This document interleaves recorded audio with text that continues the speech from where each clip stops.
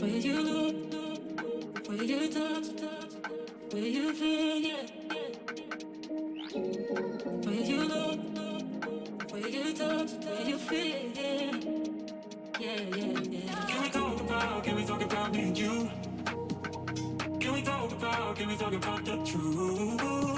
I wanna know, no, I wanna know. Can we talk about me and you? Can we talk about me and you? Can we talk about the truth? I wanna know, no, I wanna know. Can we talk about me and you?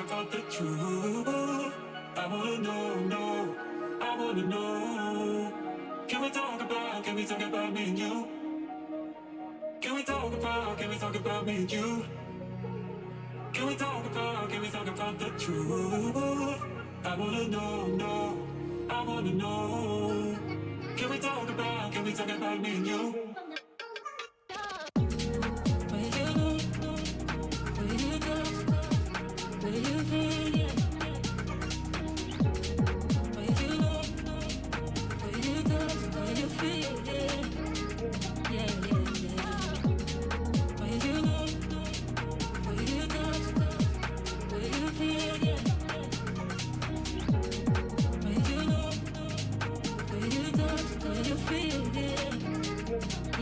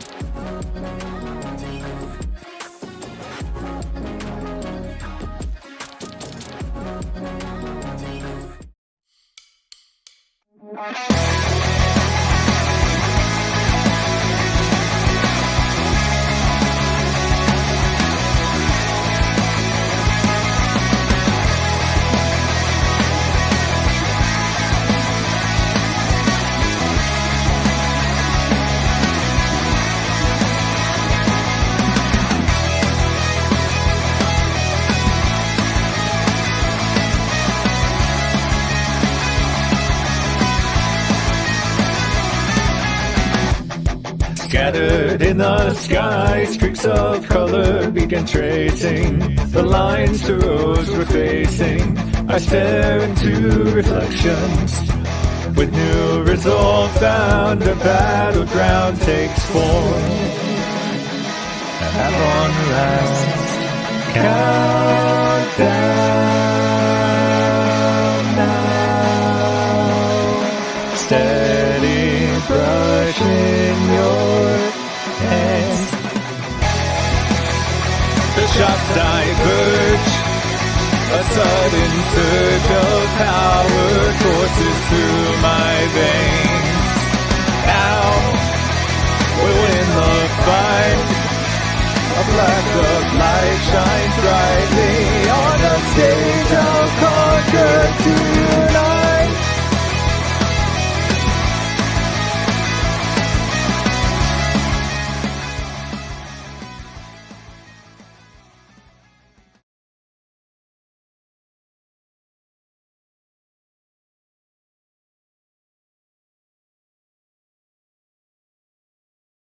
I'm joined here today by my lovely co-commentator, Pat.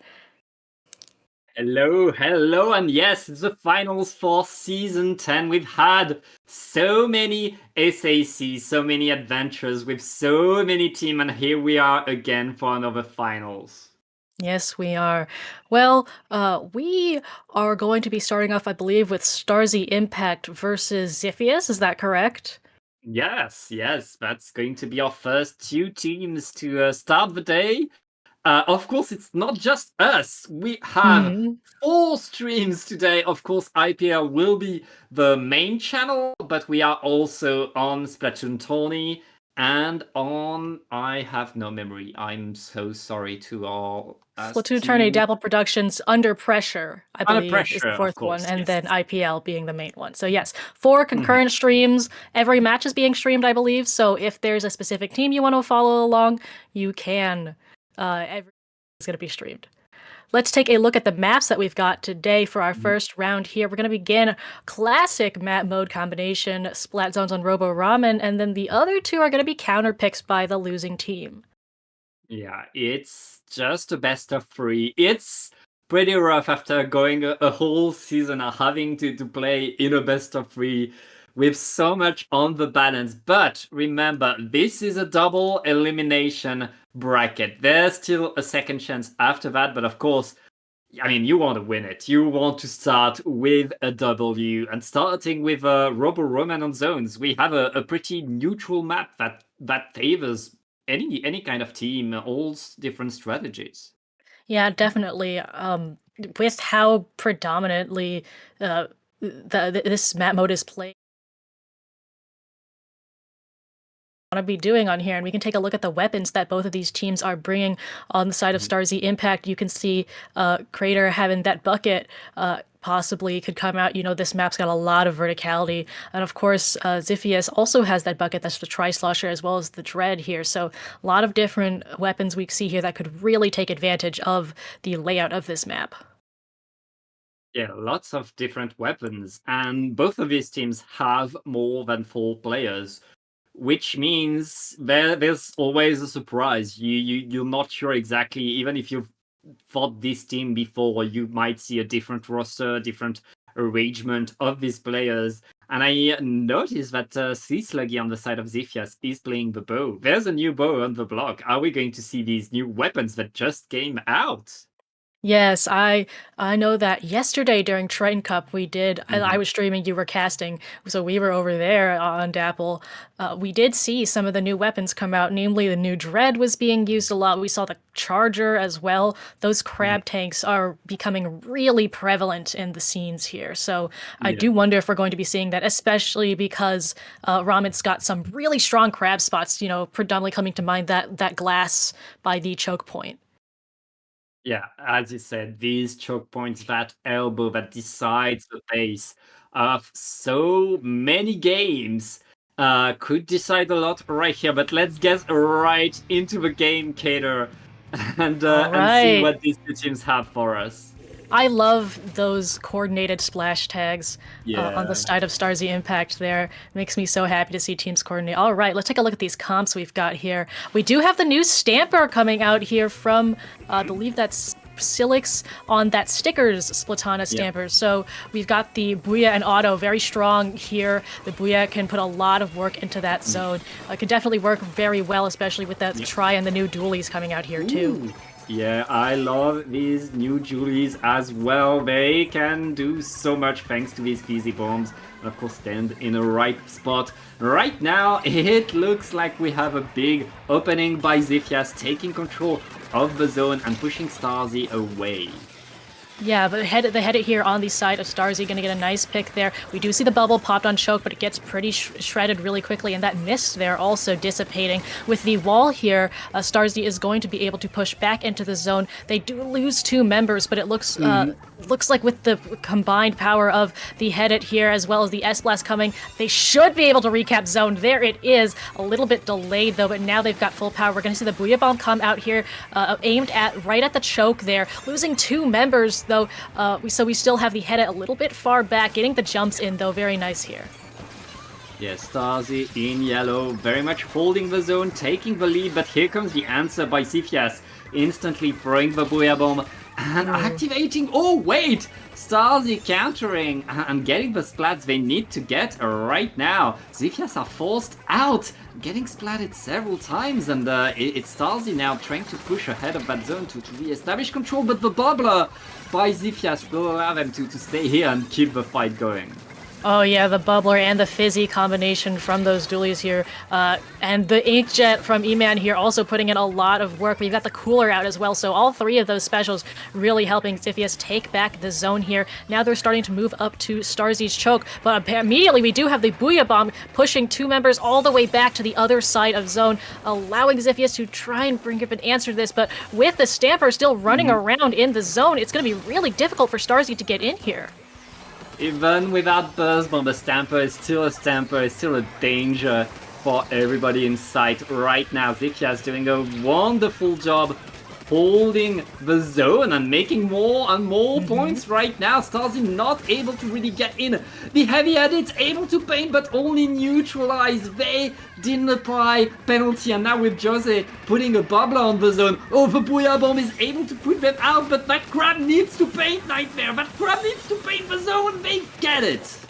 Yeah, it's always so hard to have a crab when you balance the picks and the paint that it needs to be, especially when you need to paint the zone in those last-minute situations and you're stuck in the crab. But Xiphias is able to immediately answer to that. Despite the whales, despite all of the specials getting thrown at them, they already have strong presence on the zone. They do lose 2 members though. Nightmare here getting some nice picks, going down before they can get into a good spot for that crab though. Again, the jet on the jet from E-Man getting a pick at the very end and then getting taken out by the Heavy Edit, who gets taken out by the pencil. It is an absolute bloodbath on the field right here as we have the crab and the Booyah go out. Crab gets a nice pick at the end there. Booyah putting more ink on the zone, but again, it is only neutralized. It is not capped. Xiphias able to get there, get so much control. StarZ are struggling to stay on the zone right now, but they took control again and are fighting for it now. Silix to the side with that Stamper, maintaining the pressure, forcing everybody to look in their direction. Now with the Booyah Bomb, they can survive that and counter. And it's Xiphias again taking control in blue of the zone.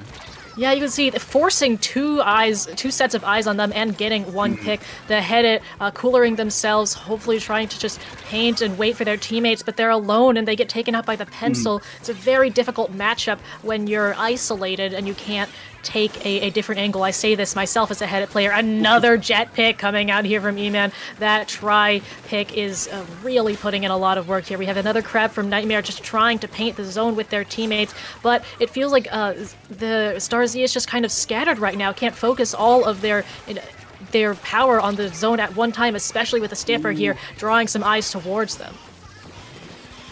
Yeah, and right now we have StarZ in fact really able to take control of the game, win a lot of fight, but with 20 seconds left in the game, Xiphias know that all they need to do is paint the zone from time to time, reapply penalty. That penalty is done now, and StarZ needs to hold the zone for so long now. We're about to enter overtime, and Xiphias are preparing the push, but they lose a player. Oh, StarZ are still... No. Unfortunate. Yeah, at the very beginning of that overtime there, StarZ lost the Headit, and that just made it a lot more difficult to maintain that hold because you don't have the range to contest things like the pencil, you don't have the cooler on deck, you don't have the paint that it puts out. Headit is a very important kind of like, I see it as a lot of like the glue to the team. It enables a lot of those other weapons to run around and do whatever they want because they know they have the paint pressure and the support from the Headit. And so not having that, especially in that overtime position, makes things so much more difficult. Yeah, it's rough, and especially with that long overtime that StarZ would have needed to get the comeback. Xiphias could stay calm, could simply wait for their specials, for the opportunity, and knew they could simply paint the zone, retake it. I mean, they took control of most of that game. StarZ woke up a bit too late to really come back. Well, speaking of waking up, since we are running on counterpick, StarZ does get to counterpick our next map. So they're likely thinking what is something that either benefits them, possibly counterpicking Xiphias if they know something that they're weak on. Counterpicks always make such an interesting tournament. You know, I don't get to talk about future maps until we see them, but teams pick very interesting things sometimes. I mean, even in team selected maps in that we saw, I believe we saw Marlon Zones get picked yesterday in Triton Cup. Sometimes you see really interesting things come out that you wouldn't see in otherwise previously generated map pools. Yeah, and we were talking about it. You want players to bring maps that they know they're better than their opponent on, and it's not just about picking the map that you're comfortable on, because everybody's comfortable on Hagglefish zones. Yeah. If you go to that map that is weird, and you know it's weirder for your opponent than it is for you, you're going to have the edge. You're going to have the advantage. And if a team like has prepared for that, plays off of that, they have a good shot at winning their counter picks more easily. And if you win every time you counter pick, you have a huge advantage in the game.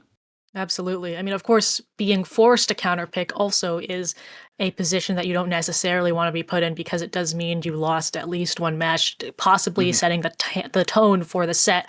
But like you said, reliably winning on those counter picks, having planned for that is something so important. Kind of like we saw Frutella yesterday picking Rhinewater zones because they have Devin on that E-leader or the Charger. Like very reliably knowing this is something that we're good at and that we can do. Yeah, lots of possibilities right there. And I noticed I'm completely misread the information. This is not a best of 3. This is a best of 5 with counter picks, which Oh, it is? makes more sense. Yes, it is a best of 5 according to the bracket to Sendu. Okay, there we go. Yeah. Well, I think I was going off of our map list, so perhaps we have a little information there. But best of 5, so we get to see more of a show from these teams. I always welcome more games. Yeah, we always want to see more games, especially, I mean, we're getting into the finals of SAC. This isn't top level, but this is pretty good teams that have improved so much throughout this tournament, that have done a lot of work, and that work has paid off. They're going fast. They're the teams to watch that are on the rise for sure. Absolutely. Very interested to see what will be counterpicked here. I wonder if we could take a look at the weapons on these teams again, just Yep. to see what they might favor, especially on the side of StarZ Impact here. Two shot players, very completely fair, a lot of paint that you could put out with here. We also have Jojo on those blasters. We saw him on the S-Blast last time, but that Yeah. custom range could also be a very strong pick. Mhm. We see very solid weapons that can adapt to a lot of different situations on the side of StarZ Impact. Xiphias, they like to have a tri-slusher. They like ledges, which is something StarZ should maybe take into account because they know they can play on any kind of ground with that comp that they have. Yeah, definitely. It's really nice to have a super flexible comp like that. Mhm. Sometimes it is more about like adapting your play styles rather than the weapons Mhm. itself. Like I know comp changes are something that a lot of commentators, including us, will focus on because it changes Mhm. so much, but sometimes you can just change the way you play your main weapon as well. Yeah. And you can choose the map. It looks like we're going to go to tower control on ship-shaped cargo code. Ooh. I was actually going to bring this up as a little bit of a Mhm. niche pick that my team likes because I have recently been picking up Hydra, and with the new Hydra kit coming out being absolutely perfect for tower Mhm. control, I cannot wait to play ship-shaped tower with this. It is going to be incredible. Oh yeah, because of the bubblers, you can. Bubbler, That's it just good turns the point. Hydra into an indestructible turret. Like nobody can approach that bubble because there's a Hydra in the bubble. Yeah, And that. you put that bubble on tower, then you have a turret Mhm. tower. So I do wonder. I know we saw the head it from StarZ Impact. I don't Mhm. necessarily expect them to bring out the new Hydra, but I would love it if they did. That blaster a though will also be very strong here. a bit of caster bias for you. We want the new weapons, I especially the just love ones we the like to play. splatlings. Big splatling fan. This is y'all. If y'all in chat have seen me before, this is not new news to you. I am a splatling enjoyer through and through, and that new kit makes me happy. But I mean, we did talk about this earlier. We saw a representation from the Stamper and those dualies with Yeah. a very strong kit. The Fizzy giving it a lot of poking power, and I would say the same thing for the new Carbon kit as well. I believe that's Fizzy Chumps. I've been speaking to Yeah. some of the Carbon players I know, and giving Carbon that Fizzy, giving it a slightly longer range poking sub Mhm. is very, very valuable. Yeah. I mean, the problem with Carbon is that if it doesn't have a burst bomb, it's sad. It is But completely fair as well. this is very good on it for Fizzy is sure. great for it. Burst, I will say, yeah, Burst Zuka is pretty much the platonic ideal of a Carbon kit Mm. just because of the Yeah. burst bomb. But, Fizzy is a great option too. Yeah. Well, we'll see what these players have. I think we only have a few seconds left before we can start the game. Yes, Yeah. indeed. All right, we are about to head into our second match of the day. This is StarZ Impact's counter pick. We are heading to Ship Shape Tower Control. Let's see how this counter pick serves them, if they changed up the comp at all. Yeah. And All right. Ooh, we're seeing that ooh. new bow, and to switch to the Tri-Nouveau as the cooler option for Xiphias here, so 3 out of 4 new weapons. Note that bow's got Haunt and Drop Roller on, two abilities that you don't necessarily see very often, especially at this level, so love to Yeah. see some gear diversity here as well as weapon Mm. diversity. Already we're seeing that bow get some strong positioning, and we're also seeing Nightmare take some very aggressive positions, go all the way around for this flank here, not able to get it, but we still have a teammate here, StarZ Impact, apparently knowing exactly what they want to do. Already in the first 30 seconds, they've got this cooler out and are running through that first checkpoint with the whales as well. That cooler allowing them to get jumps in, but Xiphias has an answer with this Inkjet here and the Splatana Stamper going around the side for the flank. StarZ, they really had the moves to take control of the power of the tower and push it forward, but Xiphias managed to get their way in the fight, and now it's their turn to get to the checkpoint. It looks like we're not getting to that checkpoint yet, as both teams are fighting for mid, fighting to get the advantage. And now the big question is, has StarZ practiced playing against these new weapons yet? Well, it looks like even with no matter the kit, the sheer aggression being brought up by Silix on this Stamper, getting a nice pick there in the Booyah Bomb just to top it off, is really what they're struggling with here. It's just having to divert so much attention to that Stamper means they can't move into the objective. You saw Nightmare trying to go for a solo push on tower there, but unable to go out. They still have the Crab, but that's going to be very difficult. They have to combo that with their teammates. Oh, and with that pick on the head, it again losing that long range option. We do have the Crab coming out onto tower here. They are getting, ooh, 2 from that Crab. Very, very valuable. Incredible Crab there. That's 3 down, with the Dualies being the only one left. And so StarZ finally able to clean up on that tower and get back into mid. You can already see how far up they are. That was a huge push by Xiphias. StarZ, not only do they need to get through the checkpoint, they need to get through almost like more than half the second one. That's going to be pretty rough for them. But Nightmare with another Crab Tank. These Crab Tanks have been so key, have been so important for StarZ, for their ability to really take space, take control. And Nightmare dancing around, that's 2 down on Xiphias, and StarZ on the first checkpoint, dodging the Booyah Bomb. If they're able to get back on the tower, they should get it. Yeah, Booyah for Booyah. Both Booyah weapons going down there. That's 2 down on the side of Xiphias with these whales coming out, making it more difficult for the bow to get positioned. You can see them having to move around. Artorias here on StarZ with that Gal taking the tower when their head goes down. Love to see role flexibility in teams here. But unfortunately falling to that Inkjet here from Sluggy, that is going to be a wipe on the side of StarZ. And so it flips to Xiphias. And again, both of these teams knowing very well that you have to take control of this court area very, very quickly in order to have this fighting. But you can also see struggling with the, I believe those are the Dualies over there, as well as the combination of Booyah Bomb. We are so aggressive on the side of Xiphias here. Look at these picks. That's has been the story of these two teams right now, with StarZ being organized, understanding the mode, playing the objective very well, and Xiphias just splatting everybody. But right now, it looks like Artorias is going in with the Gal pushing forward, getting punished by the jetpack. Huge answer again by Xiphias as the tower is moving back to mid. Xiphias really has the control of the center of the map.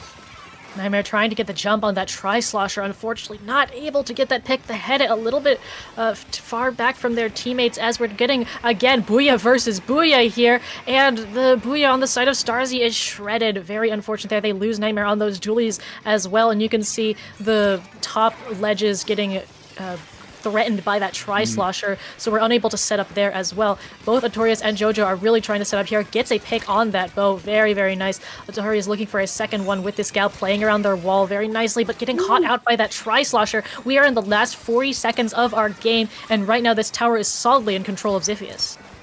Yeah, Xiphias maintaining so much presence, so much firepower as well, and StarZ waiting for the opportunity, but they can't wait anymore. They need to get on the tower as it's going to the second checkpoint, and they're losing players. Xiphias simply holding it, getting past the checkpoint. They could get a KO before the end of that game, Gator. They could as well, especially because we still have 2 down here, and Jose is extremely aggressive here on the blaster, forcing 2 players to look at him. We are in the single digits. The try here just sitting on that tower, and you can see all of the jumps going into the tower at the end of the game there. I believe that is a KO. Yeah, that's... Oh, I mean, not quite. Not a KO, but kinda was. Like, it felt like a KO. I will say it did, yeah. I think the tower momentum at the end made it look like one. In the game itself doesn't count at one, but that game was very dominant by Xiphias, the play style, the way that they're playing this. Yeah, very, very nice moves by Xiphias. And now it's on StarZ to pick the map again, their last counter pick. But given the game we just had, I don't think choosing the map will help StarZ that much, because Xiphias, they don't seem to care about the map, about the mode. they seem to run forward and go for the fight, and it's working for them. So it's really on StarZ, as you said, not necessarily to change their weapons, but to adapt their strategy, to adapt their playstyle, to answer that kind of aggression. Yeah, I think playing a little bit more together might help them. Oh, we've got our counter pick already, Umami Zones. Completely fair map. I think they might have to watch out for the tent on the side of Xiphias. I believe that Stamper also plays tent. What I wanted to say is that they seemed to be forced into a lot of 2v1s, or when they were trying to take angles, unfortunately fell into another member that they didn't see before. I think we saw that happen a lot to the Blaster and the Dualies, get a little bit isolated and not able to fight because they were focusing on a single target that they could have won against. But the second member of the team coming in at the off angle is a lot more difficult to anticipate. And I think StarZ has ways to get in, has way to get forward. Every time we saw Nightmare activate the crab tank, not only would Nightmare get splats with that crab, but the rest of the team would organize, would be able to push forward. It's just very much like they need a crab tank to match the firepower of Xiphias right now. They need to find ways like that to win these fights, to be able to stay on the map and maintain the pressure, to match the pressure that Xiphias is bringing, even with only their main weapons. Yeah, definitely. Those crab tanks have been very important. And already from those duelies, we have seen some great plays with them. So hopefully being able to play those a little bit more offensively rather than defensively will give them the openings that they can use to get those really big pushes like Xiphias is getting in. Yeah, it is last chance for StarZ right now. If they lose this game, they go to the lower bracket.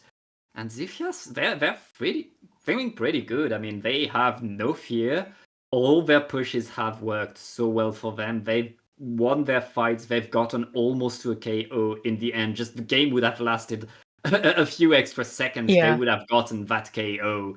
It's smooth ride for now for Xiphias, and let's see if they're able to keep the trend going.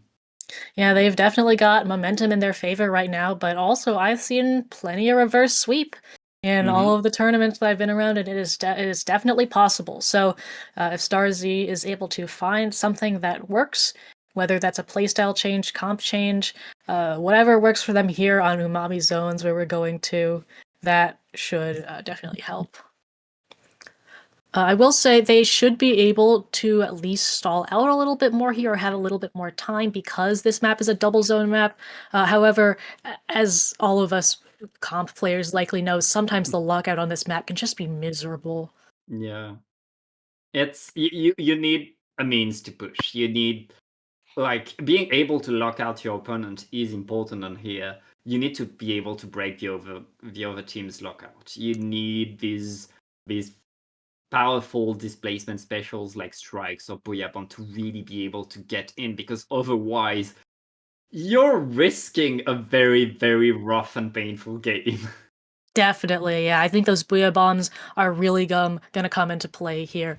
We already saw how important those crab tanks are gonna be. Let's see what we got here on Umami Zones. Well, and I guess we are bringing back about the Ooh. same weapon, but that's a Dreadwinger. Redringer and the vanilla stamper there. So we're going to see Zipcaster. We're going to see the Reeve slider come out from, I believe that's Xiphias there. I think our colors may be flipped, but that's all right. That Dreadringer already getting taken out, though, by a well-placed shot from the S-Blast here, who also gets taken out. It's a 3v3 situation right now. You can see Nightmare on that other zone. But the Stamper, Silix, again, going for those extremely important plays. Oh, and nice picks here. Coming out, almost getting that pick, and that's a double there. Yep. Getting that assist. That is basically a triple coming out here. And they have that bubbler at the ready as well. These dualies really representing this new kit.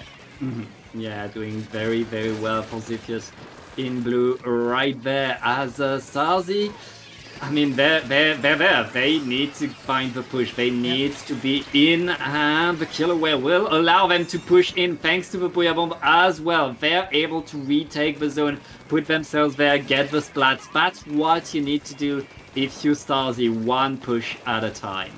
Yeah, and look at that sub spam. These dualies dared to show their face, and then it was 3 bombs getting thrown at them. We see the Reef go in, doesn't quite reach the zones, but we have the Bubbler on top mid here, which is a great space to control, and that allows the Zipcaster coming, getting 1 pick, looking for another. That's 3 down with the S-Blast on this zone being the only one remaining. Looks like they're going to try and fight for top mid, unfortunately getting crossfired by that Pencil and the Dread, who the Pencil popping Cooler here. Xiphias is in a very good position, all coolered up and ready to start this push forward. You can see the Pencil painting the dome already. That's a very important position.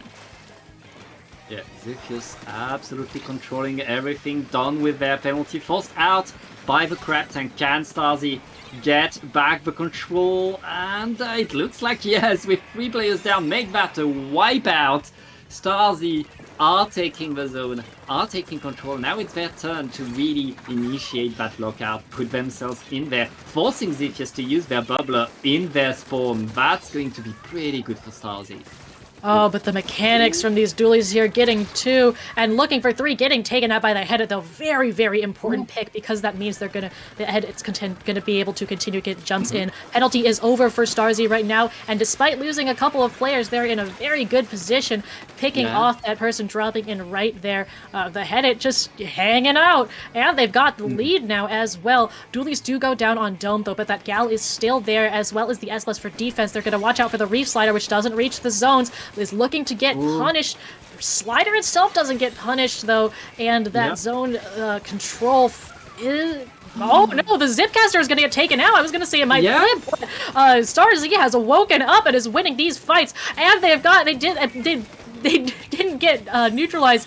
They didn't have that penalty of full wipeout. You saw those 3 players go down. That is a knockout for StarZ here on their counter pick. Oh man, that's what we want to see. Yeah, I mean, StarZ played that double zone so well in the end, because Xiphias managed to push, managed to get in, but there was 2 zones and they didn't know which one to paint. Meanwhile, StarZ Impact were simply dancing around, taking care, making sure that no penalty was applied, all the while maintaining the fight. And as you said, punishing that Zipcaster at the exact right time to make sure that they could stay in control. Yeah, Xiphias has been doing a lot of diving plays, sending in those dualies and the stampers, and Xiphias learned how to negate that. We saw the Hedit take out the dualies that were dropping into the zone, denying them that triple. We saw the Zipcaster get taken out, and suddenly the push lost pretty much all of its momentum. They've learned to respond to the plays that Xiphias is putting out. It's really showing. Yeah, it was very much StarZ understanding what to do, how to do it, and finding the fight in them to really match what Xiphias is doing and even outplay them right there. Remember, like, when we saw these Julies get the mechanical advantage to get out of their spawn, the rest of the team was not ready to follow, and StarZ Impact simply punishing the Julies with the Splatlings, while the rest of the team was cleaning up, making sure nobody could get near the zone, near the paint. And then it was simply Xiphias trying to run to the zones, trying to paint one of them, and StarZ sealing the deal. Yeah, definitely. StarZ being able to keep their presence on one of the zones, still having that ground to back up and fight on while Xiphias took the other zone, meant that they weren't fully pushed off of mid like we saw in those past couple games. They still had footing and presence that they were able to make up for. But now it is Xiphias' turn to counterpick, so that could be a slight advantage in their favor. We will see what they come up with. Yep, it's going to be their map, it's going to be their mode. And I mean, we see Xiphias, they don't mind trying new weapons. We've seen so many different new kits from them. They're changing their comp every game, which means they can play on any map. And right now I'm sure they're thinking, okay, where can we really make them bleed? And it looks like it's going to be Rainmaker on Humpback Pump Track. Oh, really? Interesting. I will say I do think this heavily favors that try player. Again, we all know Mhm. how the curves on Humpback are with these buckets. Yeah.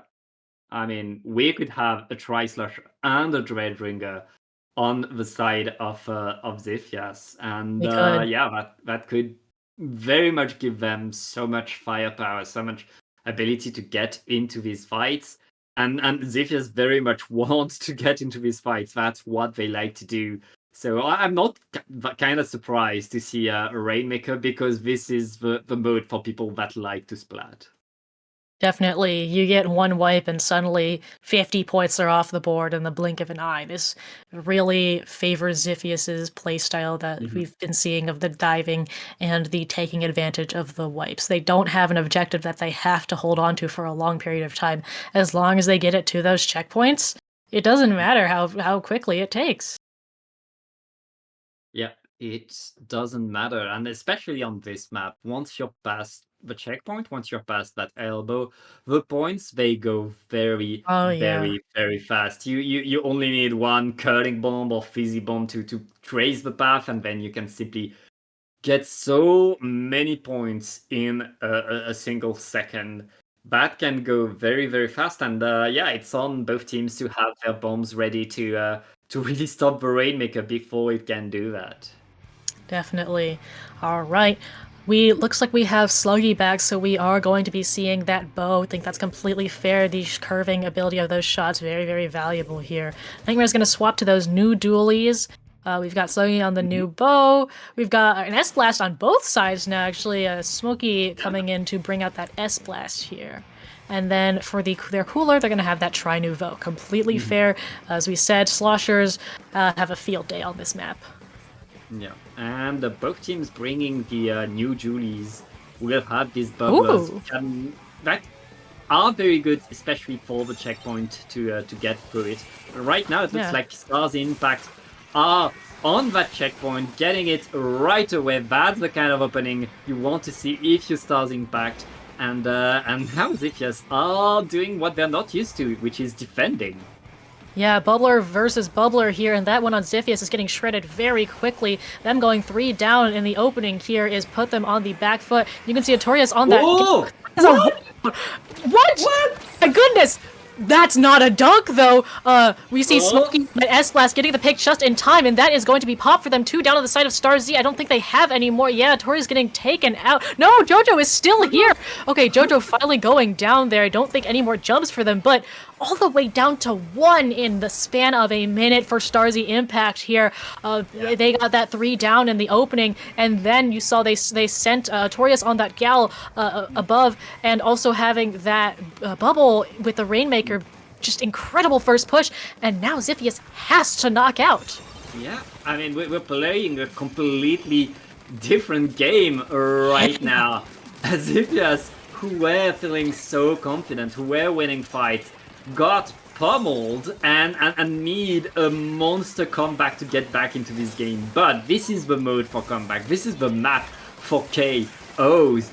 And StarZ Impact, though, they're the ones attacking again. They re-grab the Rainmaker, and they're forcing Xiphias to use all their specials to defend. Ooh. And even with that, we see... Oh, we still see picks going out in favor of StarZ. They are 2 down now, but you saw those picks from the whales and everything. Very, very impressive there.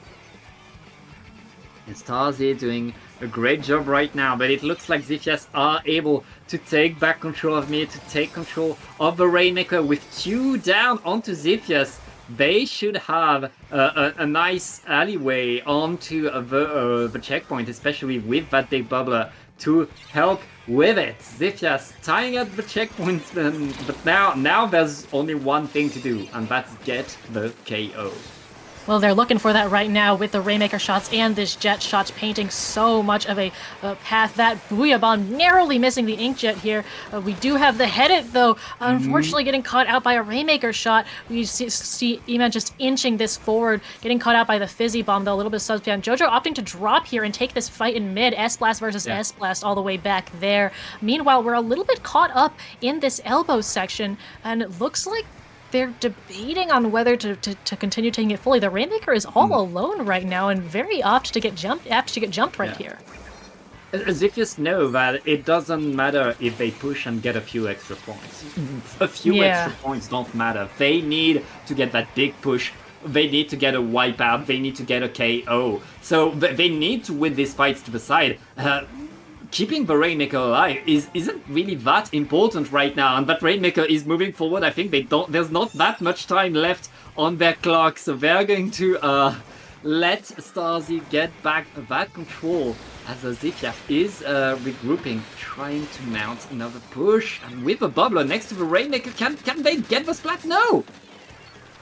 Ooh, okay. Oh my goodness. We have Victorious on that Gale picking up this Rainmaker and somehow taking it all the way over to this corner here. It takes the bow and a fizzy and the blaster to take him out, and now it is in that really inconvenient corner for Xiphias. We're heading into the last minute of our match right now. E-Man trying to bully these ledges here, going to use this checkpoint to run all the way up to this head, but gets punished for it with the S-Blast there to help out their anchor. Absolutely incredible team play there. We do have splats coming out. That's 3 down, though, on the side of StarZ, with those dualies being the only one, and it looks like we might be taking the Rainmaker through this left path. Sluggy picking that up, but unfortunately getting taken out here because this path is just so narrow. The splash wall and the Gal affords you no room to move, and with 30 seconds left, this Rainmaker is stuck.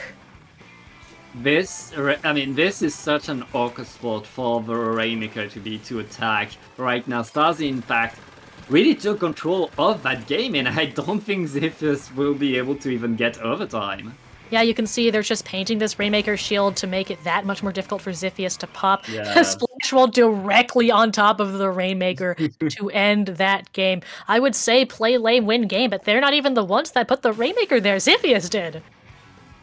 Well, I guess that they took it over to that side. StarZ put the Rainmaker.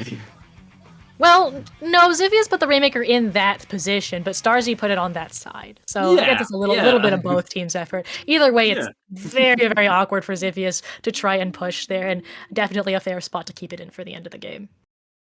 Yeah, and that means we are now tied. Yes, we are. After struggling in the first 2 games, StarZ really showing their might, really showing their mastery of the game, and forcing Xiphias to get another counterpick, to really find something else. But this time it was looking like Xiphias was doing no wrong, winning every fight. Now I'm scared for them. Yeah, especially with that incredible push on the first minute of Humpback Rainmaker, which wasn't even their counterpick. That was Xiphias' counterpick. So even on map modes that aren't being determined by them, they are doing incredibly well. So we'll see the response that Xiphias comes up here. Perhaps something that favors their diving playstyle. I mean, like, I know as we get like up higher, mid-level, high-level, people don't like clams that much, but I feel like honestly it might kind of be a fair pick, especially if Rainmaker isn't doing the job. Oh, I know a few top players that do like clams a lot. A few. And, I think clams is, especially at low and mid level, the mode that shows a team's coordination the best. Absolutely. Yes. And honestly, StarZ has shown us incredible coordination. If I was Xiphias, I would not go there. I would avoid clam-bits like the plague. Yeah. I think StarZ has shown very good commitment to the objective.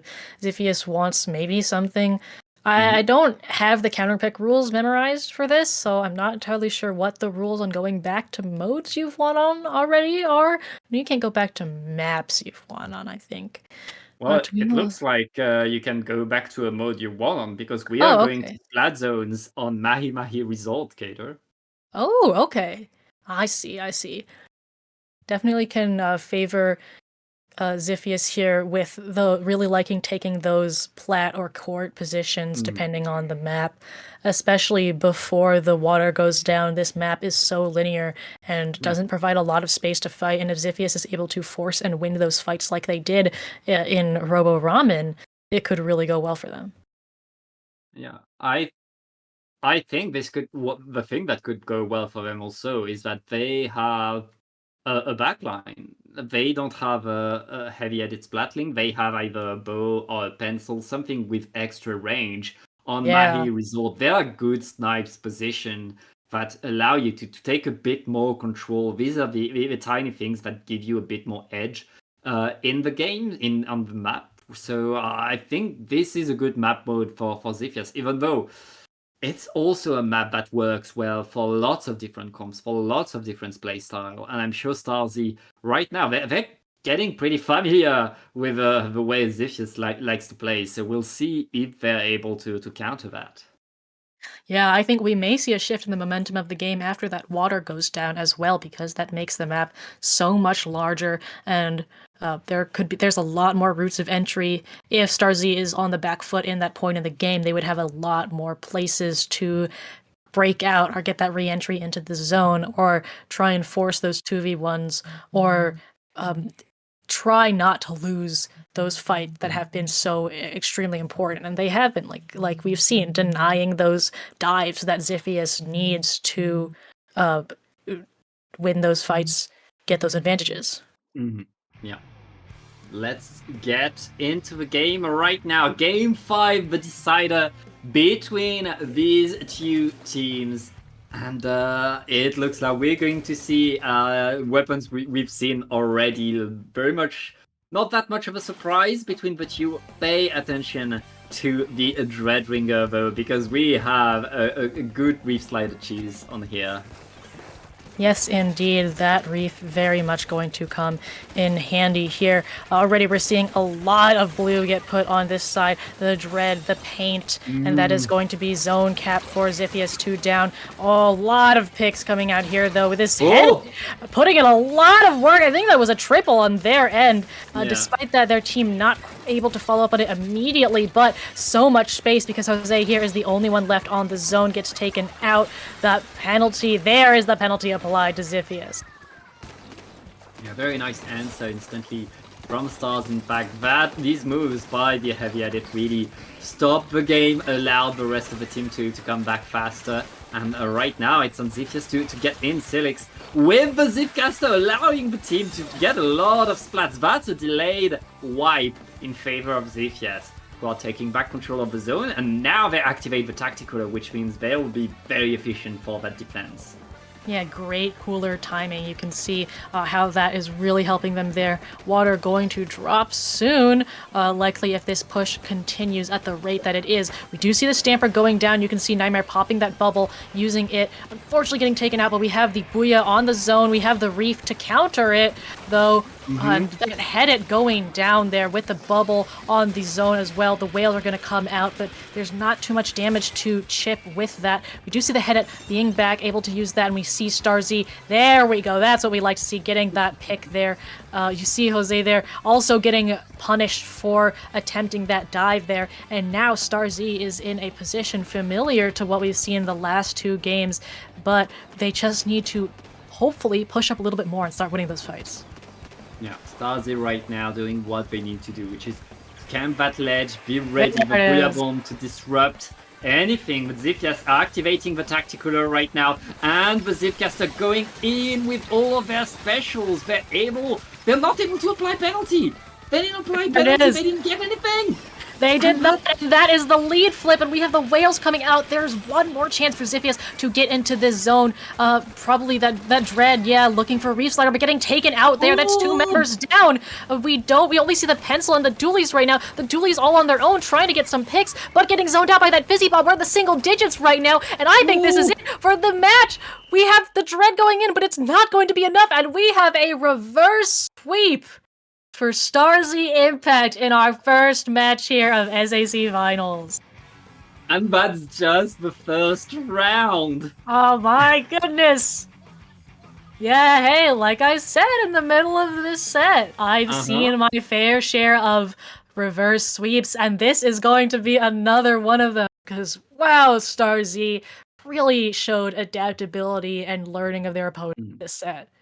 Yeah, I mean, Xiphias opened so strong, looked invincible, looked so good, but StarZ learning, getting better, and in that final map, really let Xiphias take control. But once StarZ were in these positions, once they were able to really get there, Xiphias activated all of their specials and didn't get the zone. They got nothing off of that incredible defense by StarZ. Yeah, not applying penalty there really, I think, was the nail in the coffin for that. I think the Zipcaster getting canceled as well, because we have seen from Silix very good Zipcaster plays, getting some great picks, great doubles from them. But when that Zipcaster is denied, it takes away a lot of the momentum. We saw a similar thing on the Umami game. Yeah, that was quite the play, quite the show that these two teams gave us. We're going to take a short break, I believe, and we'll be back with round number 2.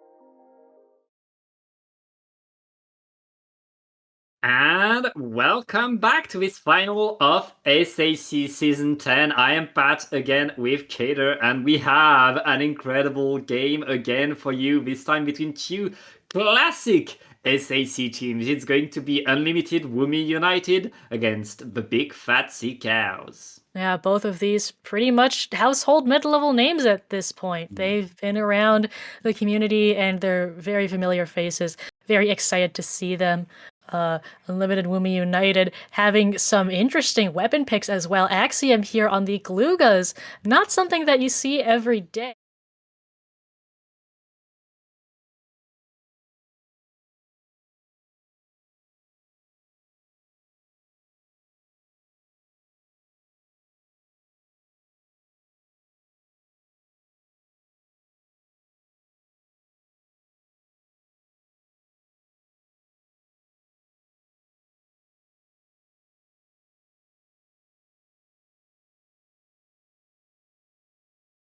I mean, you're there seeing them, and suddenly they dodge roll, and you're dead. You're dead so fast against that weapon. Yeah, on the side of Big Fat Sea Cows here, these guys are also a, CCA team where they go by the name VCU Inc. Black, and they've they've had a lot of interaction with the other teams we're seeing in finals, with 3-0 Xiphias, 2-1 Title Disruption. With these, they haven't.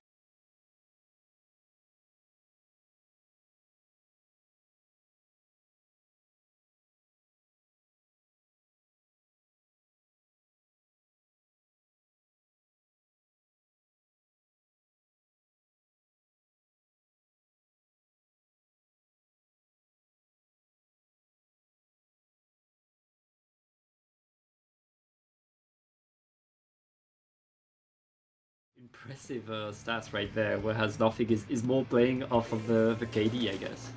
All right, let's load in. Here we go. There's nothing on that Jet Squelcher there. Mini on that Pencil. So those are the backlights they're working with. Unlimited Women United here running that double roller comp. Not a surprise there. And Axiom there on those Glugas. Lux, you can see on the side of Big Fat Sea Cows running that Wiper. Also not a surprise from them there. That's their weapon. So can't wait to see how these matchups work out. We're here on Crab Leg Zone. Crab Leg, where range is king, and right now, Yeah. Unlimited Woomy United is opening pretty strongly, going in an Axiom with his Glugas, putting a wall on the grades, getting a splat, but getting punished for it. Big Fat Sea Cows need to mount a push. They have the specials ready right there. Can they get to the zone? Yeah, Nothing is playing V-Jet here. Interesting pick, but I think fair that Dart could be very valuable, and so can this. Oh, interesting hammer trade there. Hammer interactions can be very strange sometimes. Nothing here getting that vac shot out, not quite able to find a pick. A little bit alone there, unfortunately. Lux here on this Wiper. Jumping out, trying to relocate. Neptune goes down to that Booyah Bomb there, and so Unlimited Woomy United slowly but surely trying to make their way back into this zone, getting those picks. Axiom here opting to take the high ground, charging up that Booyah Bomb, but these points are ticking down very quickly. You can see another hammer out there from Lux on the side there. Woomy here going into the zone, using this Booyah Bomb as cover, popping that Zuka, and not a moment too soon. Nice pick there. Exactly what they're looking for. What they're looking for, but they lost the lead, Kader, and right now they're still fighting to apply penalty. They haven't gotten it yet, as Big Fat Sea Cows are still there defending the zone as much as they can. And I mean, we're very much back to neutral, it seems, as Neptune is going to the side, getting splatted. 2 down onto the Big Fat Sea Cows, who are going to take back control. Yeah, you can see I believe that's Woomy, CD Woomy there bullying that ledge. Classic Carbon things. Axiom in the same spot that they were before. Very aggressive. Able to pop that Booyah there, forcing a jump out as well. Mini a little bit. You can see them in the classic pencil spot, but the Glugas are putting down so much pressure. Lux there with the hammer, getting another pick. The lead flipping yet again. They're coming in with his hammer, getting one. Looking for a second chase, though. Not quite able to find it. We do have penalty applied, though. Penalty and control taken by the Sea Cows right now, who are very much again like in the right spot. They don't have that much penalty already, Kater, and Uwu are in need of another push. Yeah, they definitely are. That penalty is pretty much gone. You can see Axiom, as if they heard you, we're going to get the Vac and the Booyah to go in as well, but the Glugas get taken out. Neptune is here still putting paint on the zone. That is 2 down. They're watching this side like a hawk, but get jumped on by Uwuzi on this Flingza roller, and despite going down to 16, we are going to get that penalty applied to them, and missiles very close at the ready here. Mini forced very far back from, I think, yeah, that's Axiom again, taking that Grace route the 3rd time. That's a great score for the Sea Cows, but now Ubu have a minute and a half to get back in this game, and again, the penalties are going fast. We're already back into scoring territory as the Sea Cows need to paint the zone right there, and they get it thanks to that bubbler and all of these plats. Ubu are back to the drawing board. They're in a dire spot now. Yeah, we have what is effectively a wipe as we had a 3-down situation, nothing jumping back to preserve their special. They have the Vac here, but the thing is that Vac doesn't paint for a good while, and we're going to see Axiom pop that Booyah. We see the Vac go down, though, to the hammer. We did see the Zuka come out. Control. I don't think that flipped enough. We are going to see the Uwuzi coming in here with the flings, a lot of paint coming out from that roller, but as a single person, it's not quite enough. Coupled with their teammate, though, that is going to give them the zone. Yeah, I mean, a Flingza plus a shooter will be enough to take the zone right now, but we are entering the last 30 seconds of these games. Uwu cannot let the zone be capped again. They have to keep the zone. They don't have penalty though, so they only need to keep it for a short while. Big Fat Seekers, there's nobody to paint right there. The lead is going to flip, and Uwu are in the lead with 10 seconds left in the game. They could get a KO right there. Nobody from the Seekers can paint the zone, and that's game number 1 for Unlimited Woomy United. Oh man, what a tug of war that game was. Both of those teams had really good moments there, but yeah, I think in the end, just holding on to that zone for long enough. We saw a lot of flipping, which meant the penalty really wasn't that high for either team, as opposed to when you see some of those really long holes, you can have penalties up to 50, 60, 70 ticks. Yeah, and both teams really had that moment where they were able to deny a push from the other team, to keep the zone for longer and say, no, you're not capping the zone, you're not applying penalty, go back to your spawn and try again. Except Uwu got it until like near the end of the game where they were out of their penalty and able to simply run away with the victory. Big Fat Seekers played this game incredibly, but right now they are down 1 game against the team that, I mean, they only played 1 qualifier, won it, and said, oh, well, we have our spots. We have enough points to have our spots in the finals. We'll see you there.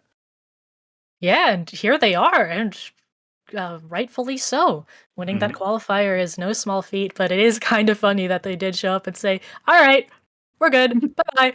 That's enough. That's enough points. We don't need a good seed. We only need to get a spot there. We'll make do with it. And I mean, they are making it work. They definitely are. On the side of Big Fat Sea Cows, though, we saw a lot of learning as well. Axiom very consistently taking the top right grades, and by the end, you could see they went up there and Lux almost instantly locked onto them and took them out with that wiper, despite the wall there. So some patterns getting recognized. Yeah, that's the thing with Glugas. They're very powerful, but they rely on these positions where they can have the wall, the rolls, and that turret mode with the right range to take control of the right space. Yes. Once you know where they want to be, once you know where they want to fight, you have a big edge. And if you can see them coming, fight them before the wall is put down, you can stop them. And that's Big Fat Sea Cows were able to do that. But the rest of the team, Unlimited Woomy United, were able to still take the space while Axiom was taking that attention from all of the Sea Cows. That's true. That double roller comp is also so threatening where ledges are present, and it might even still be threatening here when we move to Rainmaker Museum. This is a map with ledges. Don't I mean, most maps have ledges. You know what I mean. Yeah, yeah, no. But I agree with you. I've seen so many players think, "Oh, this map has a lot of flat ground. We can go against rollers and blaster on here." No, rollers and blasters are terrifying on here because you can't be comfortable in your own on your own platform. Exactly. That plat is When so there's a easily reachable by yeah. any roller, any blaster, any stamper. Mhm. I guess they do have Lux on the Wiper. They actually it looks like they have two Wiper players on the side of Big Fat Sea Cows, so they could be thinking for their own advantage here. But yeah, Museum as an anchor player on Museum, it's not safe. You are not safe. And I'm glad that you bring out the Wiper because I think Rainmaker is probably one of the best modes for Wiper. With Wiper wants to go in, Wiper has great object damage, and with the hammer can stop the Rainmaker in its track. We'll have to pay Absolutely. attention to the Wiper that is going to come for this Rainmaker game. Now, I haven't seen a lot of new Wiper playing. I don't think we're going to see it here. The general consensus that I've been seeing is that it's not as good as the other kits, but Yeah. there's always a chance. So a friend of mine is Wiper main, Yeah. and his opinion was, I can do a vertical slash and paint the ground for myself. Why did they give me a curling bomb? Yeah, that's fair. It's like some weapons that use curling bombs, they want it for like the mobility and the path making, right? Like rollers use it for path making. Even I, as a heavy, when I'm in a situation that I need to leave immediately, curling bomb. But Wiper kind of already has that option, so Yeah. it's kind of a Wiper duplicate. doesn't need extra mobility. Ooh. Zuka is nice, but hammer works, and right now it Okay. looks like we're gonna stick to vanilla. Check out these comp changes, though. We've got Toto on that Junior coming in for Big Fat Sea Cows, and Axiom has swapped off the Glugos onto those new dualies.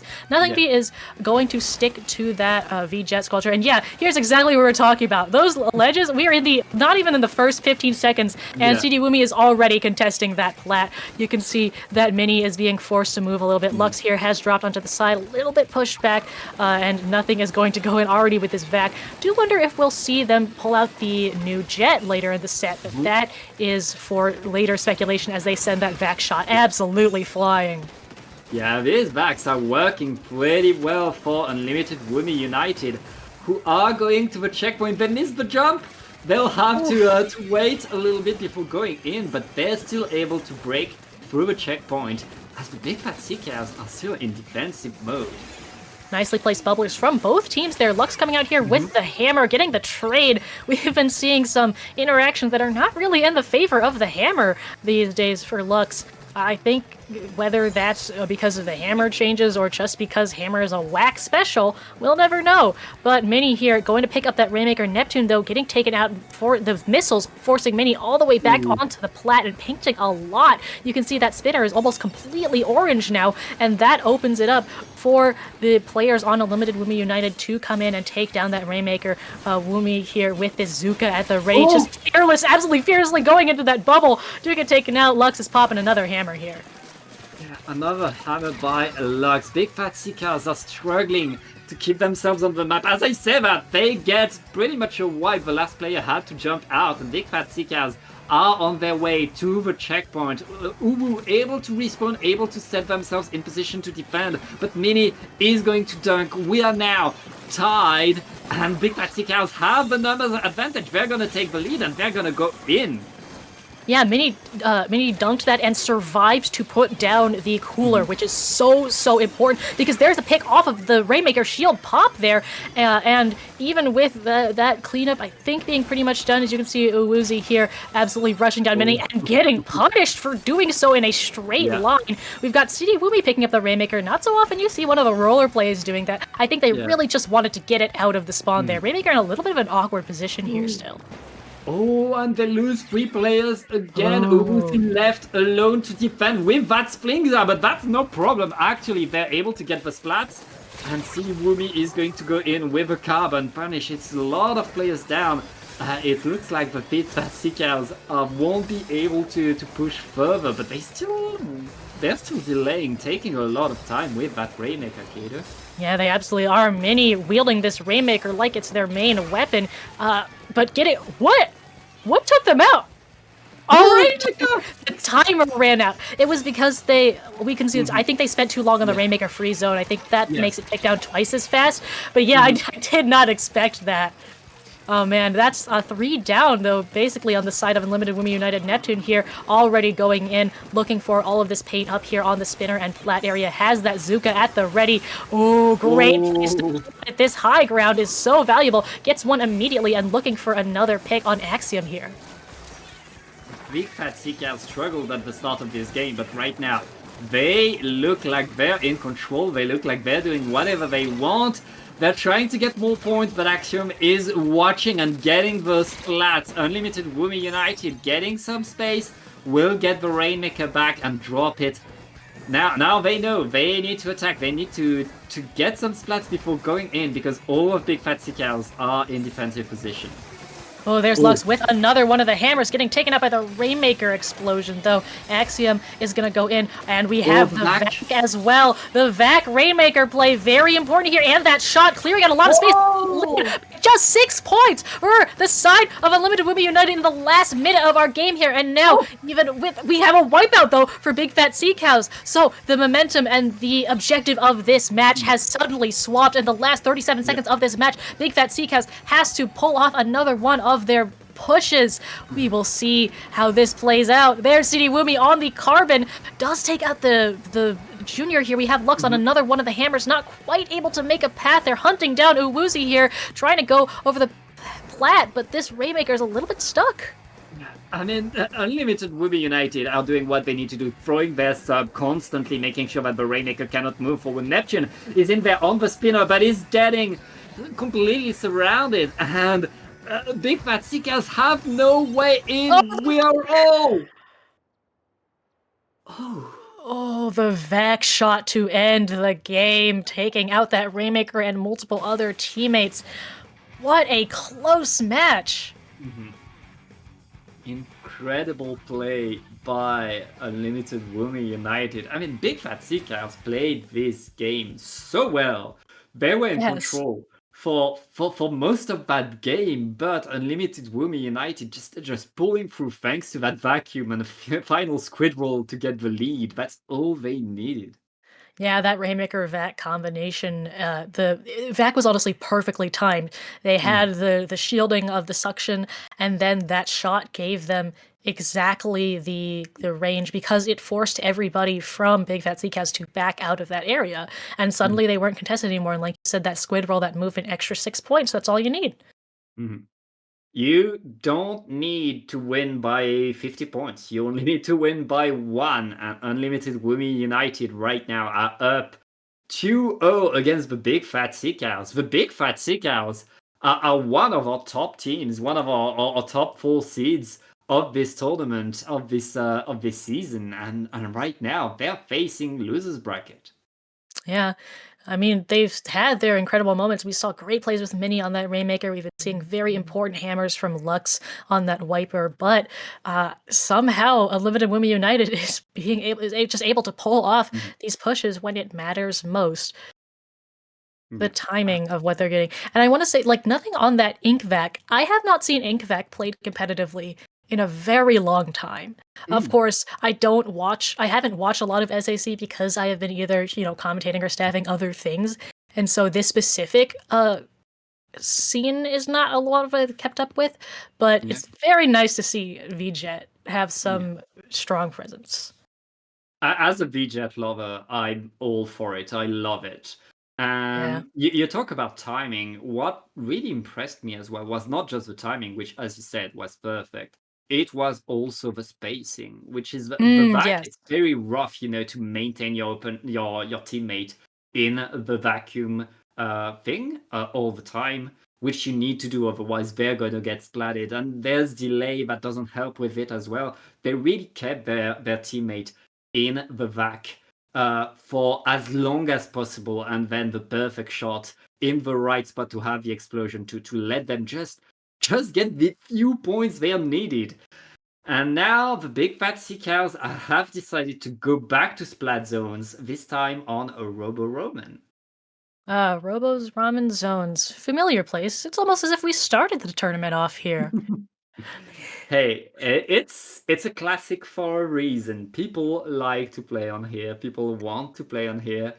And I think it's a good pick by the Big Fat Sick House because this is such a good map for the pencil compared to the jet.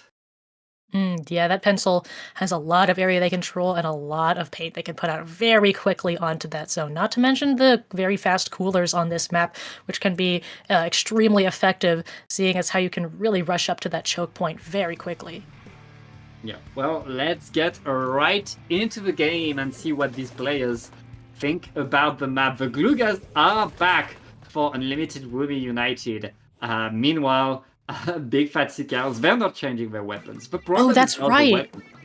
The junior bubble on the choke, also a very important thing that is very Yeah. impactful on Robo Ramen. That's probably another reason that they put that. You can see CD Woomy on the side there trying to get something in with the carbon. Glugas, though, Axiom going down relatively early here. Mini is putting out a lot of paint. We see the missiles come out, really scatter the members. Lux all the way down here. Neptune is down here too, though. They are going together quickly. Even with that, it looks like Unlimited Woomy United bouncing back from that, getting a 2-down situation, and now Axiom is here threatening this choke along with that Zuka from CD Woomy. And here is where Ramen gets ugly. There is the vac coming out from nothing.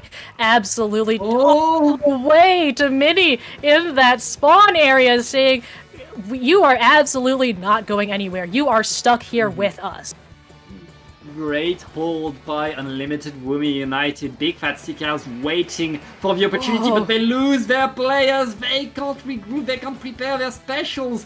They're able to get a splat. Neptune forced to drop, no. gets instantly splatted. Lux activating the hammer. That hammer needs to work. It's not working. It's not working. It's not. They've got everything going out just a little bit staggered. We have the Inkzuka pick here. Is it enough? That's 2 down. We've got painting like a light pendant, but that shot goes down, and we still have the flip.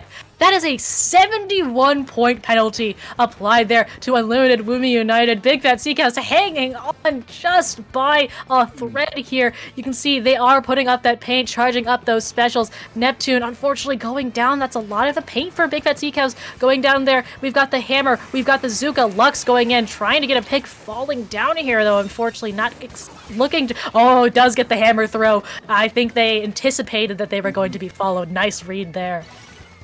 And right now, we're in the fight. The Big Fat Sick Owls are going to loop the zone, but they were able to get a good hold. They were able to get back into this game, which was not easy. But we're back to Unlimited Woomy United trying to set themselves ahead. They were not able to put themselves ahead of the zone, which means Big Fat Sick Owls are getting an attack. And with a bubbler on the zone, that's another flip.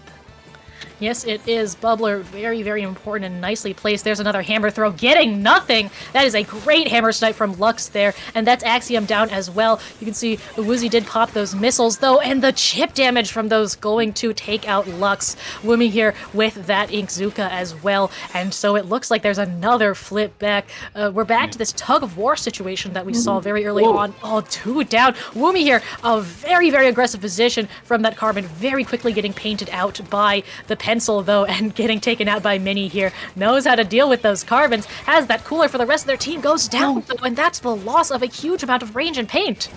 Yeah, I mean, that paint is going to cost them. There's 2 minutes left in this game, and Uwu are maintaining control. They don't have that much of the big penalty left, as Big Fat Sick Owls are coming back and reapplying it, getting a bit more time in this game. But now they need to hold. Getting the splats on the opponent frontliners is a good start with 2 players down who are forced out. It's Big Fat Sick Owls' turn to be ahead of the zone and initiate the lockout. Yeah, nice placing. Mini taking that glass. Very powerful position for them to be in. You can see Toto's just kind of waiting in the zone. I think, you know, the all the paint afforded there, they don't want to go down. Lux, hammer. Yeah, if I had a nickel for every hammer I've seen here, I'd be a rich person because they're getting another pick, and we are getting down to just 10 ticks remaining before that lead. There's that Zuka coming out. Neptune here, getting some picks, getting some assists. There's the lead flip. Woomy is trying into the zone, but they can take it out, and there is a KO for Big Fat Sick House. They are still in it. It is not over. The big fat sea cows getting a huge comeback and resetting the momentum of this game.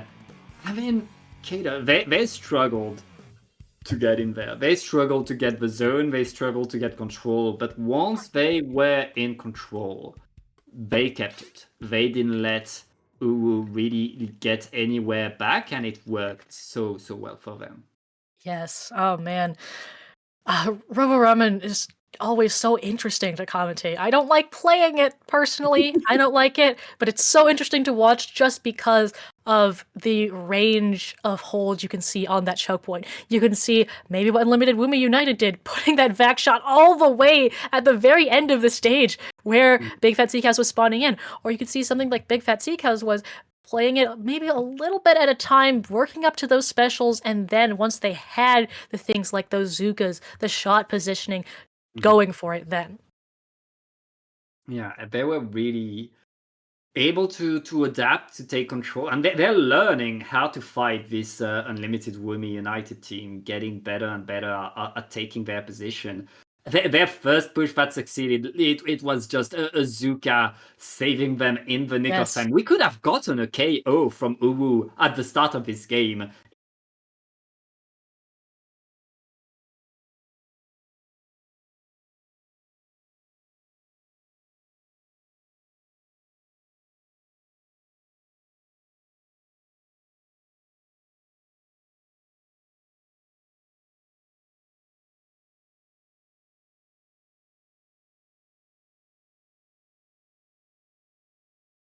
Oh, you hate to see it. That happened to me, like, a ton of times before. Oh, we're back! We're back! Oh, we're so back! Hello, We're stream! alive! Yay! Yay! Okay. Yeah. I don't know if any of y'all out there have streamed before. I've streamed before. It is so difficult. So I want to shout out our host right now, CKK. Thank you so much for making this stream happen. And thank you to everybody.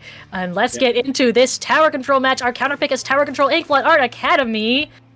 Oh, okay. Staying on that comp that we had before. Switches. All right. We are going to see the machine come out here from Big Fat Sea Cows. That is Toto on the machine over from that junior that we saw before. And Minnie is switching off the pedestal to that head end. Yeah, and that's like a tiny adjustments right there that could change the pace of the game right now. Both the teams are fighting, trying to get control, and we see nothing to the side with that jet trying to maintain some control. And Unlimited Woomy United getting in and bringing the tower to the first checkpoint with no fear.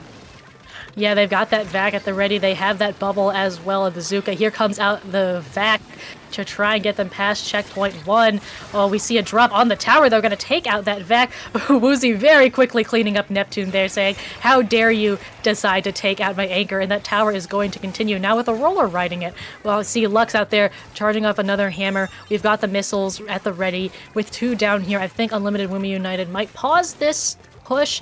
You can see a lot of paint coming out here from Big Fat Sea Cows and that tacticooler as well. Very, very important. Yeah, Uwu right there. Got past the first checkpoint, and that first checkpoint isn't that hard to get through, but now their next push is going to be stronger, is going to be faster, and with 2 players down onto the Big Fat Sea Cows, Uwu are coming in strong and vying to get on top of that platform, but Big Fat Sea Cows are defending incredibly well. 3 players down, the vacuum is not enough when it's alone, and Uwu need to move back now. Yeah, nothing getting absolutely cornered by Neptune and Lux there. A nice forced 2v1. And Neptune almost at that Zuka as well. I think they might try and get to a slightly higher ground to pop it. Nope, we're just going to pop it from the low ground. And that's completely fine. Getting a little bit more control of that plat area. There's the hammer right after from Lux. You can see just how aggressive they're being with it. Unfortunately, going down there, but still a lot of space, and you can see how blue this plat is right now. Minnie is just chilling on that tower, and that's what you love to see. An anchor just having the time of their life, forced to move, taken out by the chip of the missiles and Zuka there, though. Yeah, the big fat sea cows taking the lead, but not taking the second checkpoint. That second checkpoint is usually what decides the game.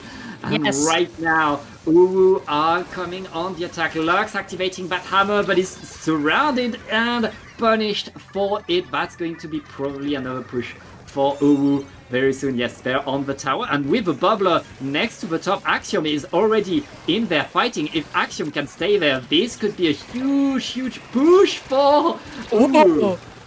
Oh, getting taken out by Mini there. I was going to say, how did Axiom survive that Booyah Bomb? But I guess when you have dodge roll, anything is possible. A lot of blue on that map here as Big Fat Sea Cows is gearing up for another push of their own. You can see the oh, we got that Zuka coming out to scatter the members of Uwu, and we have that Vac in response. I think the Zuka might have fed the Vac there, actually. I think so, yes. And we see these two teams still fighting with back to neutral to trying to get some control. The machine is down for the Sea Cows. That's 2 down, and Uwu are going to push again, but they need to get control of top left if they want to be in. But already the answer, every time Uwu gets some momentum, Big Fat Sea Cows answer and get the splats they need. Yeah, Woozy here on this roller, a little bit cornered, forced to jump out there, and still, even in this slightly neutral situation, so much paint in favor of Big Fat Sea Cows. I think this machine pick is really working out for Toto here, especially with this Booyah Bomb. It's a great zoning special, and these fizzies also so important on a map that is a little bit larger, a little bit wider, like Inkblood Art Academy. We've got another push going for Big Fat Sea Cows here as this Tacticooler gets popped. We also have this Booyah Bomb at the ready, and I think they're going to use it for displacement here. Woozy drops. There's the Vac, though, so no Booyah Bomb for the time being. Yeah, and we're in the last 45 seconds. Unlimited Woomy United are struggling to push still. They're still fighting, and as you said, that amount of paint that the Big Fat Sea Cows have make it so hard. The 2 players down onto the Sea Cows. Uwu are on the front line again, but they lost a few too many players going onto that second checkpoint. The Booyah Bomb is going to stop them. And with 20 seconds left, Big Fat Sea Cows, all they need to do is throw a few bombs and don't get splatted. Yeah, that Booyah Bomb, nice, but possibly a little early. You know, Toto really wants another one right now. They are 2 down on both sides right now. We still have friends. There's another trade on the tower. Axiom is absolutely booking it, but they get taken out there. It's overtime. You can see Uwuzi and Nothing are still here, but Uwuzi gets taken out now. It's Nothing alone. And no overtime as that is denied. Guess where our set is now? Back to a game 5. Oh boy, we are tied up. This story is very similar to the set that we just watched, honestly, where we had a team come in very dominant, and then the other team learn and adapt to their playstyle and suddenly force what could be a reverse sweep. Now, I'm not saying it will be, but I love an underdog story. It's what happens when you reach that level of Splatoon. Really, teams are good. These 2 teams are great, but the better team is the team that adapts, that learns. And now, right now, it's on Unlimited Woomy United to adapt and to learn. And it was close. It was so close on that last desperate push that Unlimited Woomy United had. Axiom was just a few drops of paint away from a big bubbler. If they get that on the tower, that changes a lot of things. They could have gotten that comeback. It was not that far. And now it's on Unlimited Woomy United to choose their counter pick and choose it right if they want to beat these Big Fat Sea Cows. Yeah, we've talked about a lot of things that go into a set. We've talked about weapon comps, we've talked about playstyle, about spacing, about timing. One thing we haven't talked about yet is momentum or mindset. Like, I know a lot of teams across all levels that would really struggle in a situation like this because it is so hard to come back mentally from losing 2 games in a row and having the pressure of one more game and our set is over. It's very difficult. And so for twice in a row now to have these teams that were 2 down come back like this, continue to learn and adapt and force this to a tiebreaker is very admirable of them and really shows their teamwork and how they can adapt to stressful situations like It's a stressful situation. Everything is on the line, and we are going to Clam Blitz this time on Scorch Gorge, a map and a mode that we haven't seen yet. Right. I wonder if I am correct in saying that the Scorch may have been affected by the fact that nothing has that vac on the Jet Squelcher.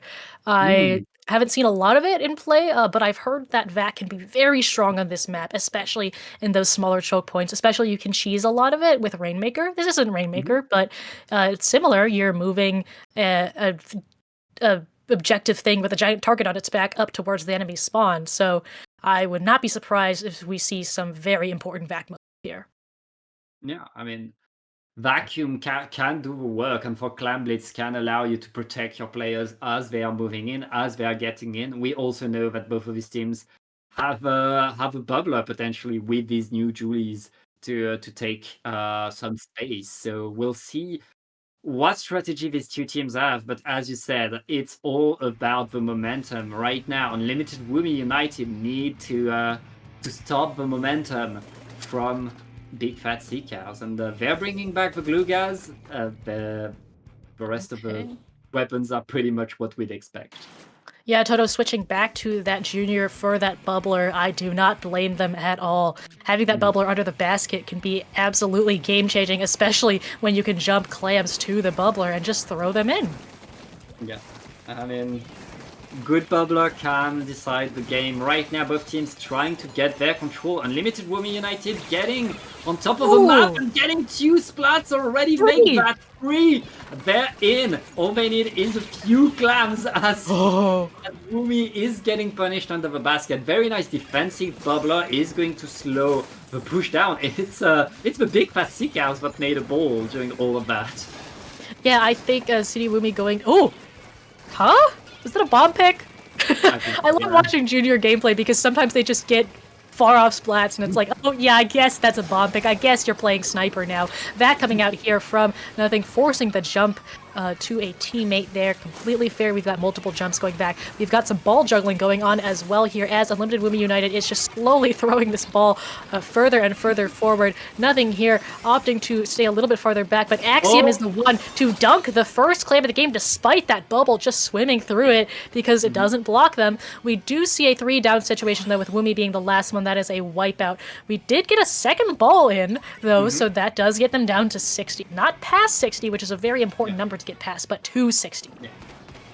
60 is nice, but Unlimited Woomy United lost all of the map doing that push. They got white, and right blue. Now Big Fat Sea Cows have so much paint, and once the Sea Cows have the paint advantage, we've seen how strong they can be, how well they can fight with that paint. It's much harder to run in with the carbon when there's the opponent's paint on the ground. Right now, 2 players down onto Uwu. Uzi to the side with that things that is going to be splatted, and it looks like the Big Fat Sea Cows will go under the basket, will open them themselves, and you talked about that bubbler. There it is. There's that bubbler taking them all the way down to 53 with, you can see more clams being like basically assembly lined up. Wonderful teamwork there. Mini being like, I can just go and get clams. I can throw them to my teammates. I don't have to go all the way up to the basket. And that gets them all the way down to 44. They do lose 2 members there, but Lux does have that hammer on deck as soon as they get back. But here is nothing with that vac at the ready as well. So plenty of specials. There's that hammer coming out from Lux. Gets 1 pick. It's taken out by... I don't know. It does get taken out by something. And we are also going to see that far off vac shot. Yeah, hey, you know, as get to see exactly what happened because Spec Cam is a fickle thing.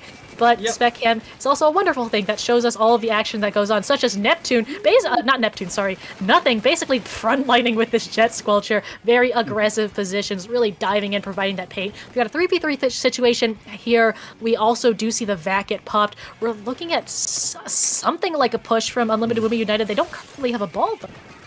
They don't have a ball, but they have a lot of clams already. They could make one pretty fast if they want to, but they forced away from the basket. They're not able to really get the push they wanted with that back, as the Big Fat Sea Cows are taking back a lot of control over the map now. Axiom with the ball, with the glue gas, is trying to get something going, but is forced away again. The Big Fat Sea Cows are defending so well, and they're getting the stats.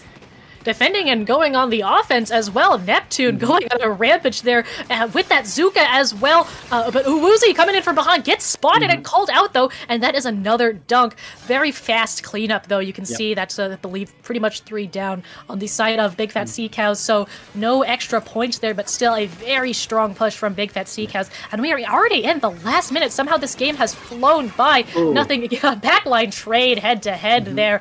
We are looking at 44-60. These scores are relatively close, but Uwu does have to work through that 20-point penalty first. Yeah, and the Big Fat Sea Cows again painting around, trying to establish their control. Lux with the hammer, able to get a start with the throw. And in these last 30 seconds, Uwu have 2 super clams, but they're stuck under their basket in defense mode. That is so rough for them. Axiom trying to create some space thanks to this wall. But right now, Big Fat Sea Cows, no, all they need to do is defend. Here comes the vacuum, here comes the Booyah Bomb. Lots of specials being thrown by Unlimited Woomy United. They need to stay alive. Oh, it's rough. Oh, it's so rough. With nothing going down on that jet and losing one of their clams. They still have the pity clam, and dunking both of those balls would win them the game as the match checks out, but they are not in a position where they can be pushing because of all of this paint, this hammer forcing them back. Nothing really trying to paint a path with the long range of that jet sculpture, getting run down by Neptune there. We've got another Booyah from Axiom, but that's 2 members down, and Axiom is trying to go in on their own, but that is a wipeout. And there is our set. Yet again, we've got a reverse sweep. This set ends in favor of Big Fat Sea Cows 3-2. What a tournament that we're having. Second reverse sweep in a row. The Big Fat Sea Cows, unfazed, learning, getting better and better, and they looked stronger each game. Yes, they did. I mean, the absolutely solid defense at the end there. I was, while you were commentating, like all of the specials going to that basket, I was thinking in my mind, all Uwu needs to do is put these 2 clams in, and if they're able to dive in with the Vac and the Booyah, it's game. But they weren't, because Big Fat Sea Cows didn't give up the space. They only gave up as much as they had to not dive to the specials, and that is very good space management coming out of them there. And that's the thing with Unlimited Woomy United. You're not used to play against a jet and a vacuum. You're not used to playing against a glue gap. Big Fat Sea Cows, it took them 2 games to learn. And once they had the numbers for their opponents, they were able to really play around it, play against it, and get more and more and more points. And that's how you get better each tournament. That's how you advance onto the winner's bracket, and I believe that's going to be winner's semifinals in the next round. I think so, yes. Oh man, it feels like we're going through this so fast, but I have to remind myself, like, that's how double elimination works. You go through this thing pretty quickly. And, you know, with all of our matches being streamed on our 4 concurrent streams that we have going, you can see every double elimination match that is going on in this bracket, not just this one. Yeah, right now the Big Fat Sea Cows will go to face StarZ Impact that we saw earlier, who beat Xiphias. So it's going to be the 2 reverse sweep teams going against each other. But that's not the game we're going to watch. We're going to watch the other winner semis right after this short break.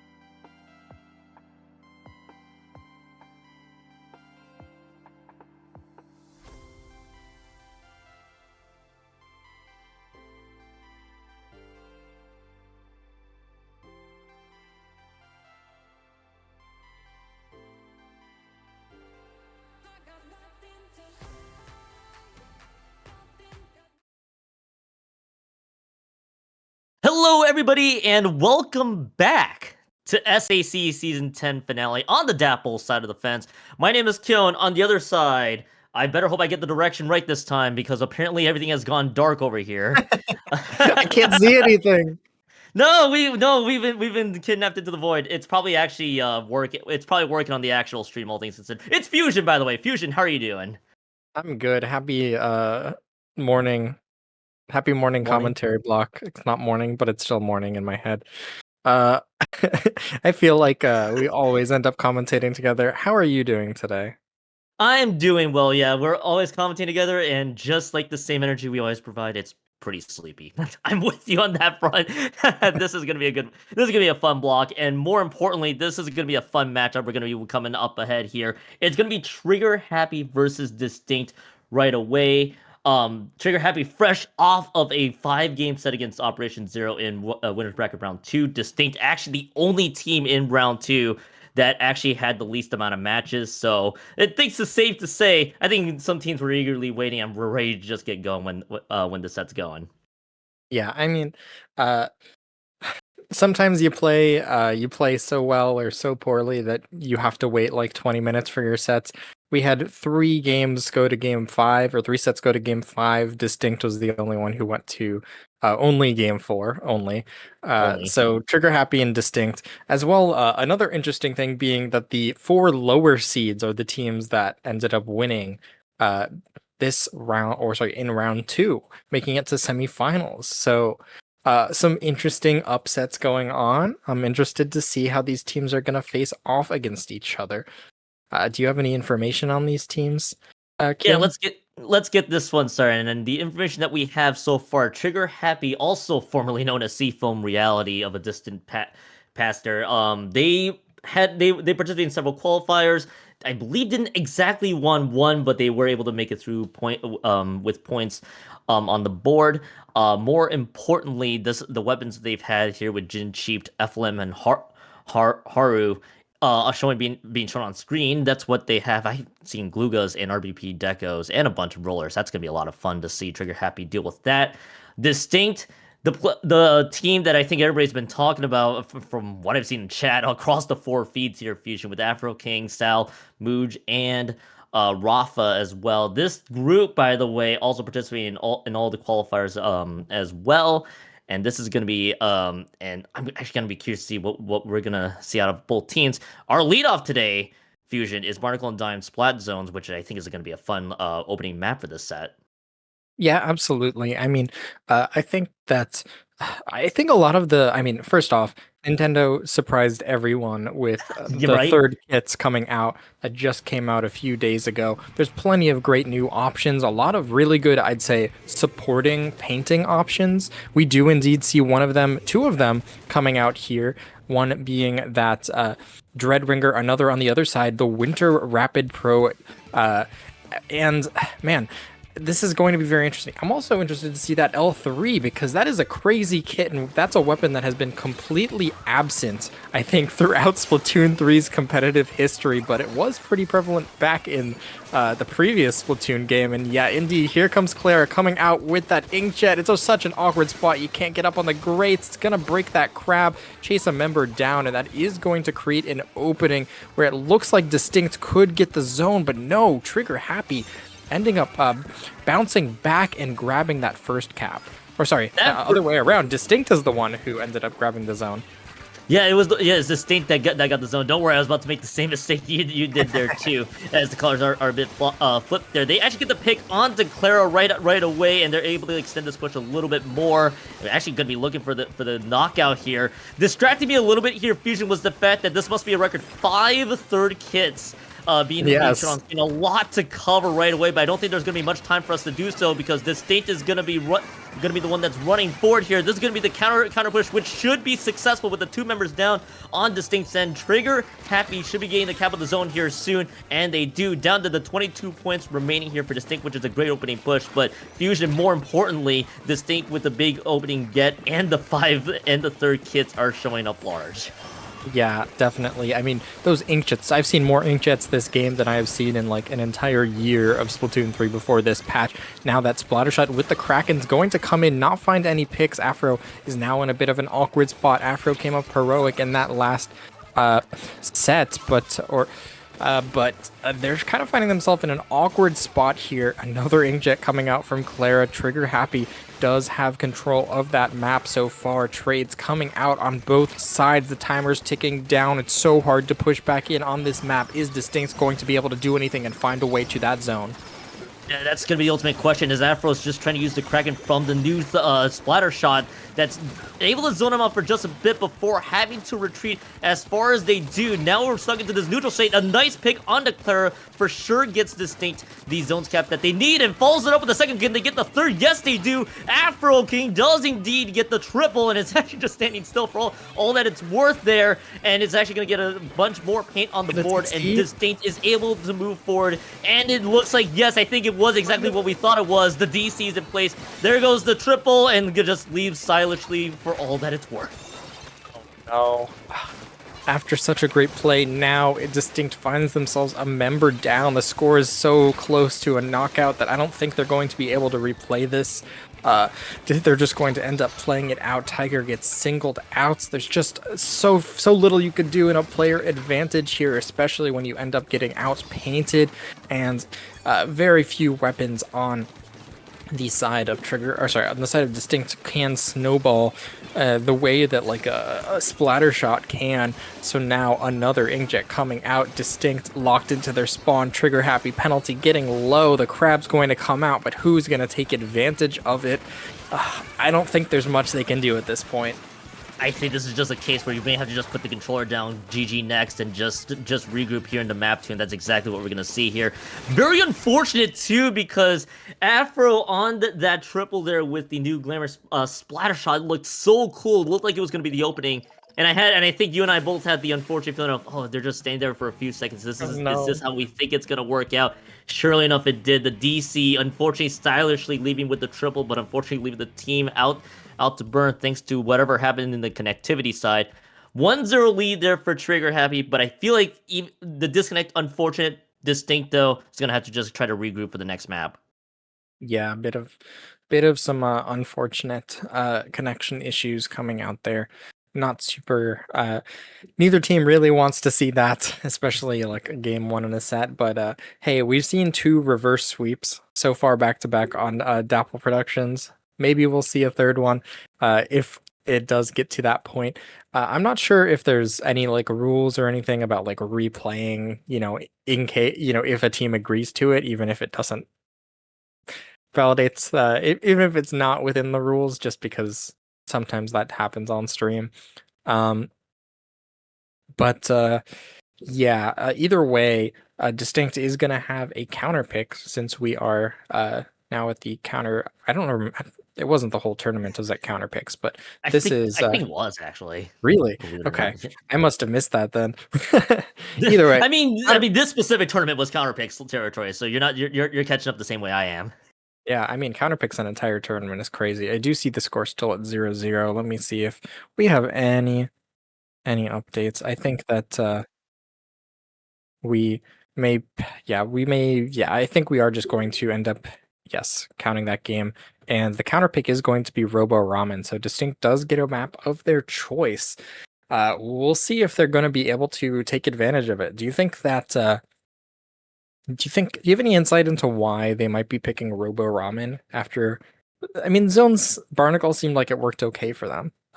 Any thoughts on Ramen in particular?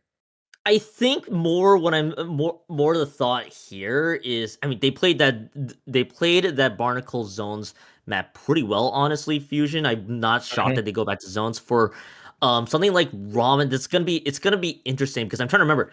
There were like 5 third kits, so I gotta get everything aligned here. I think they obviously had the Glamorous Splatter shot. They may have also had a few other weapons that may have helped support them. I think it was either the Tri-Stringer or not. Everything kind of just blended together for me. But I feel like the way that they played, I feel like was conducive to a pick like Ramen Zones, where you can go for the for that lockout. I think overall, this counter pick does make sense on paper. Now, whether it works in execution is going to be a different story here.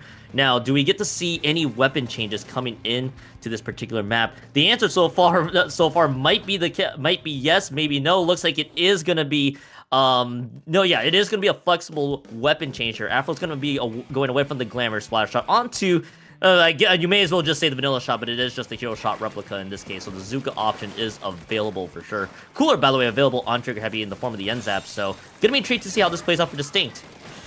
Yeah, and here comes Afro, angry and looking for revenge after he disconnected, finds 2 quick picks, creates a huge opening for Distinkt here in the early game. The Jets from Clara did a lot of damage last game.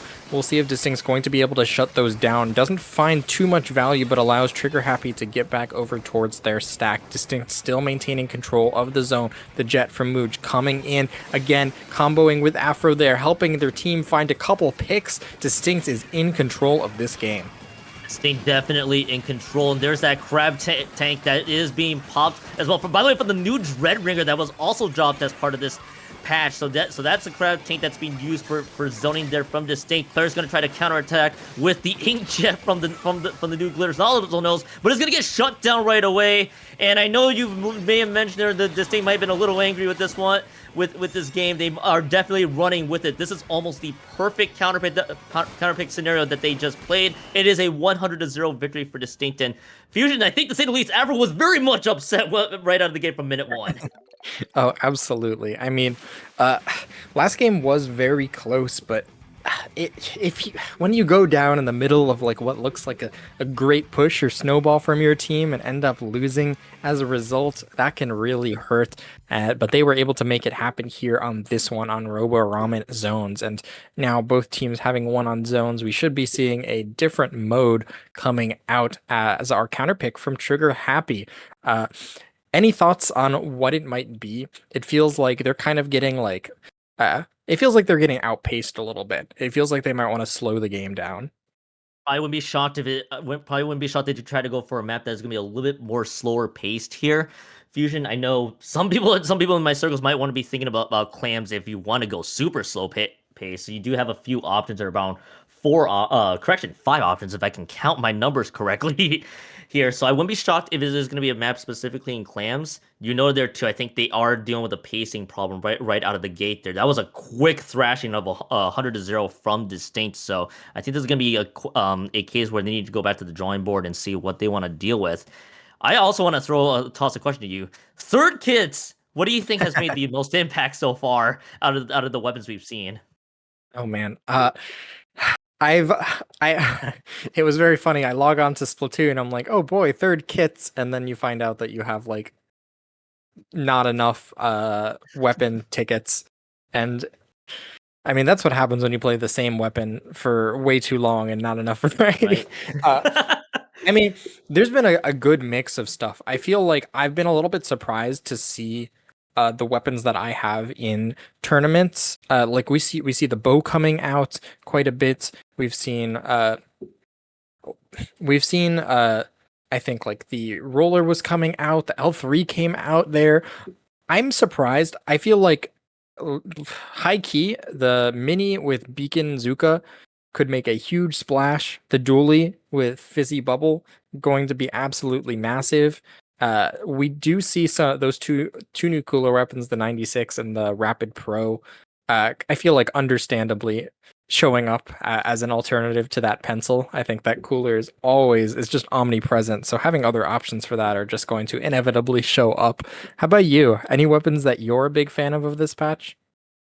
Several so my main weapons, just for context here, Fusion, Splatter Shot, Glamorous Splatter Shot. I'm really happy about. The only weapon I'm not thrilled with out of my main kit is the Tri-Slosher. We don't talk about the third kit. It will never see the light of day at all in comp. It's just because it has screen. That's really the only reason. I think there were a lot of favorites that I had out of the board. I mean, Backlens, I feel like they're going to be feasting a lot here. If you are a Charger player, that crab tank is a solid pick. I know you have a little bit of redundancy, but you have a lot of zoning potential. as well. I think you mentioned the Rapid Blaster Pro, the RB Pro. I always forget about it. Is it Yeah, like I keep Winter or wanting to call Water? it Deco. Yeah, right. It's Rapid Blaster Pro, the one with the Tacticooler. I think we saw that earlier Yeah. actually in game 1, so that is a solid pick. I feel like you can go a lot of different ways. We saw 4 weapons with third kits fusion. You had the Tri-Stringer, the Dread, that's the one with the Crab Tank, Glamour Splash Shot from game 1. I mean, it feels like this has been the set for us third kit enjoyers to just watch and see how it all plays out. More importantly, though, Fusion is Trigger Happy and Seafoam Reality. I saw that kind of pick. That was Undertow Rainmaker coming up here. We were talking about pacing earlier. This one's a little interesting of a pick based on how this plays out. I'm actually going to be curious to see how they adjust. Yeah, I mean, we'll see what happens here. Distinkt, obviously angry. I'm seeing that they got second in 2 qualifiers. They don't want to find themselves being runners-up again here in the finals. They've looked very strong, especially after that last game here on Rainmaker Undertow. We are going to be rushing for that pop. We got that bow again for a quick pop, but actually, yeah, Distinkt storming in, finding 2 picks nearly immediately. That Rainmaker is going to get grabbed, taken over to that left side. They do take out the members sharking, and that's such an early first check. 22 seconds into the match. Distinkt just has their foot on the gas, and they don't show any signs of slowing down. This is the counter pick I was worried about, because if you're getting outpaced, you might want to try to find a map or a mode combination rather that allows you to play to a much to a pace that you would want to play. But Distinkt is just going full forward there. Yes, Distinkt is wiped out. You're down to 16 points remaining. The issue is, well, that is such a strong opening push. Now Trigger Happy has to get themselves recollected here with the set that they have, which, by the way, has that heavy edit and the S-Blast 91 making its appearance with the Booyah Bomb. The S-Blast, by the way, in the recent patch having to deal with nerfs for the most part, so curious to see how that's going to be used here for Trigger Happy, as they have the Zuka and the Booyah Bomb readily available. They get the pop. The question is, can they shut down certain members of Distinkt? That's going to be the ultimate question. Tiger just has other ideas, though, as they get a double, and Distinkt is not missing a beat here, Fusion.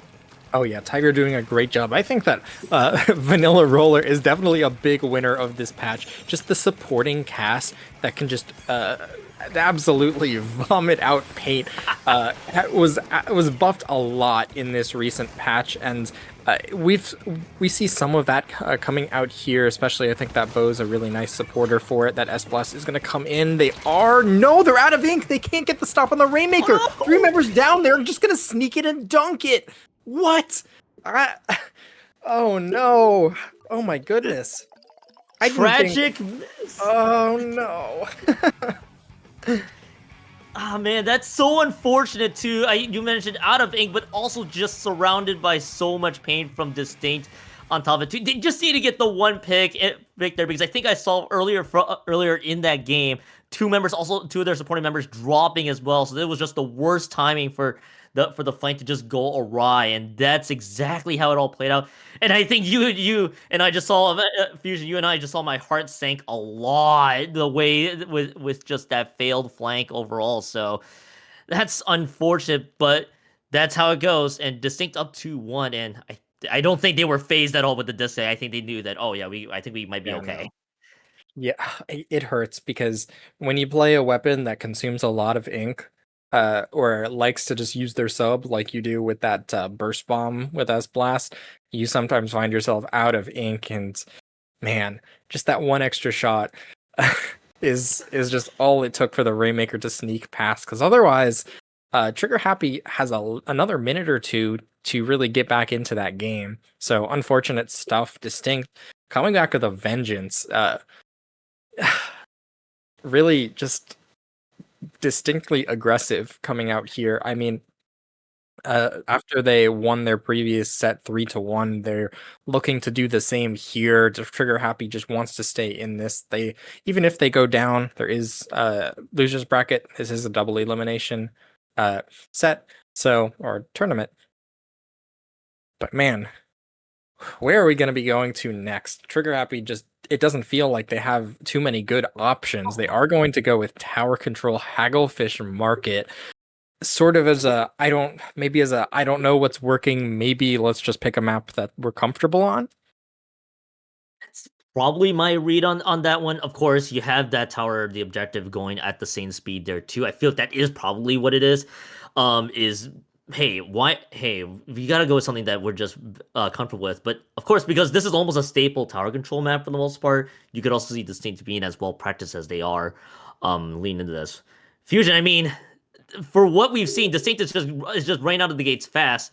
I mean, how does Trigger Happy have to deal with Distinkt's like very fast, aggressive pace that they're showing? I mean, I feel like they just haven't been a lot of the time they haven't been ready for um it feels like they haven't been ready for the aggression that Afro has been throwing out. It feels like things like inkjets have been a significant issue. Uh, Overall, I think they're just not quite defending themselves as early in the game as they need to be. It feels like they're just getting caught off guard in the early stages of these last two matches. And if they just had an extra second, they could get their footing. So they just need to be careful to not really get picked off in the early moments of the game. Just be ready for aggression. We are going to be seeing actually the Forge Pro coming out, a Tentabrella coming out here. Maybe that'll help them try and find a shield to gather around. But only time will tell here on Hagglefish Tower. Something interesting to note here, Fusion. Double cooler out of Trigger Happy, by the way. NZAP and the third kid Rapid Blaster. In that regard, the pro specifically, excuse me, but you noted there too.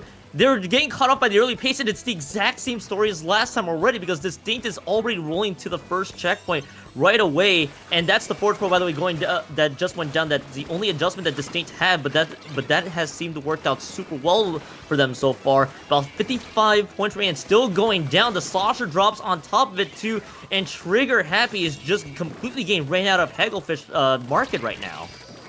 Yeah, I mean, they're finding themselves on the back foot here for sure. And no, they're not able to clear out that top left. That's massive. Tiger getting some nice picks. Is Clara aware? It's going to force the Tentabrella down. Oh my goodness, this is such a dominant position. You can feel jumps from your team back in.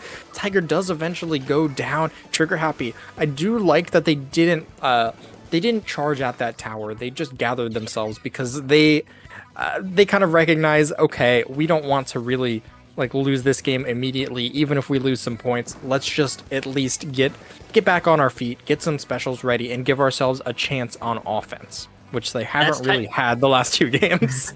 I mean, that's exactly true. Offense has been rough the past few games right away, and definitely singling out a few members. 3 members, by the way, dropping on Distinkt's end. They also targeted Afro on that one. They're going to be left to the Tri-Stringer that was just alive. They just popped the Inkjet right away. They are able to get the pick onto the Zap. Now can they land the shots? Mooj does get 2. The third lands from Mooj on the Inkjet, and that stalls out Trigger Happy. Talk about a highlight play there, Fusion, out of the Tri-Stringer.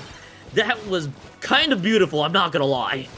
Oh yeah, absolutely. That's such a good jet spot from a defensive perspective. You just get up onto that high ground. Even the Rapid Pro can't really reach you when you're up that high.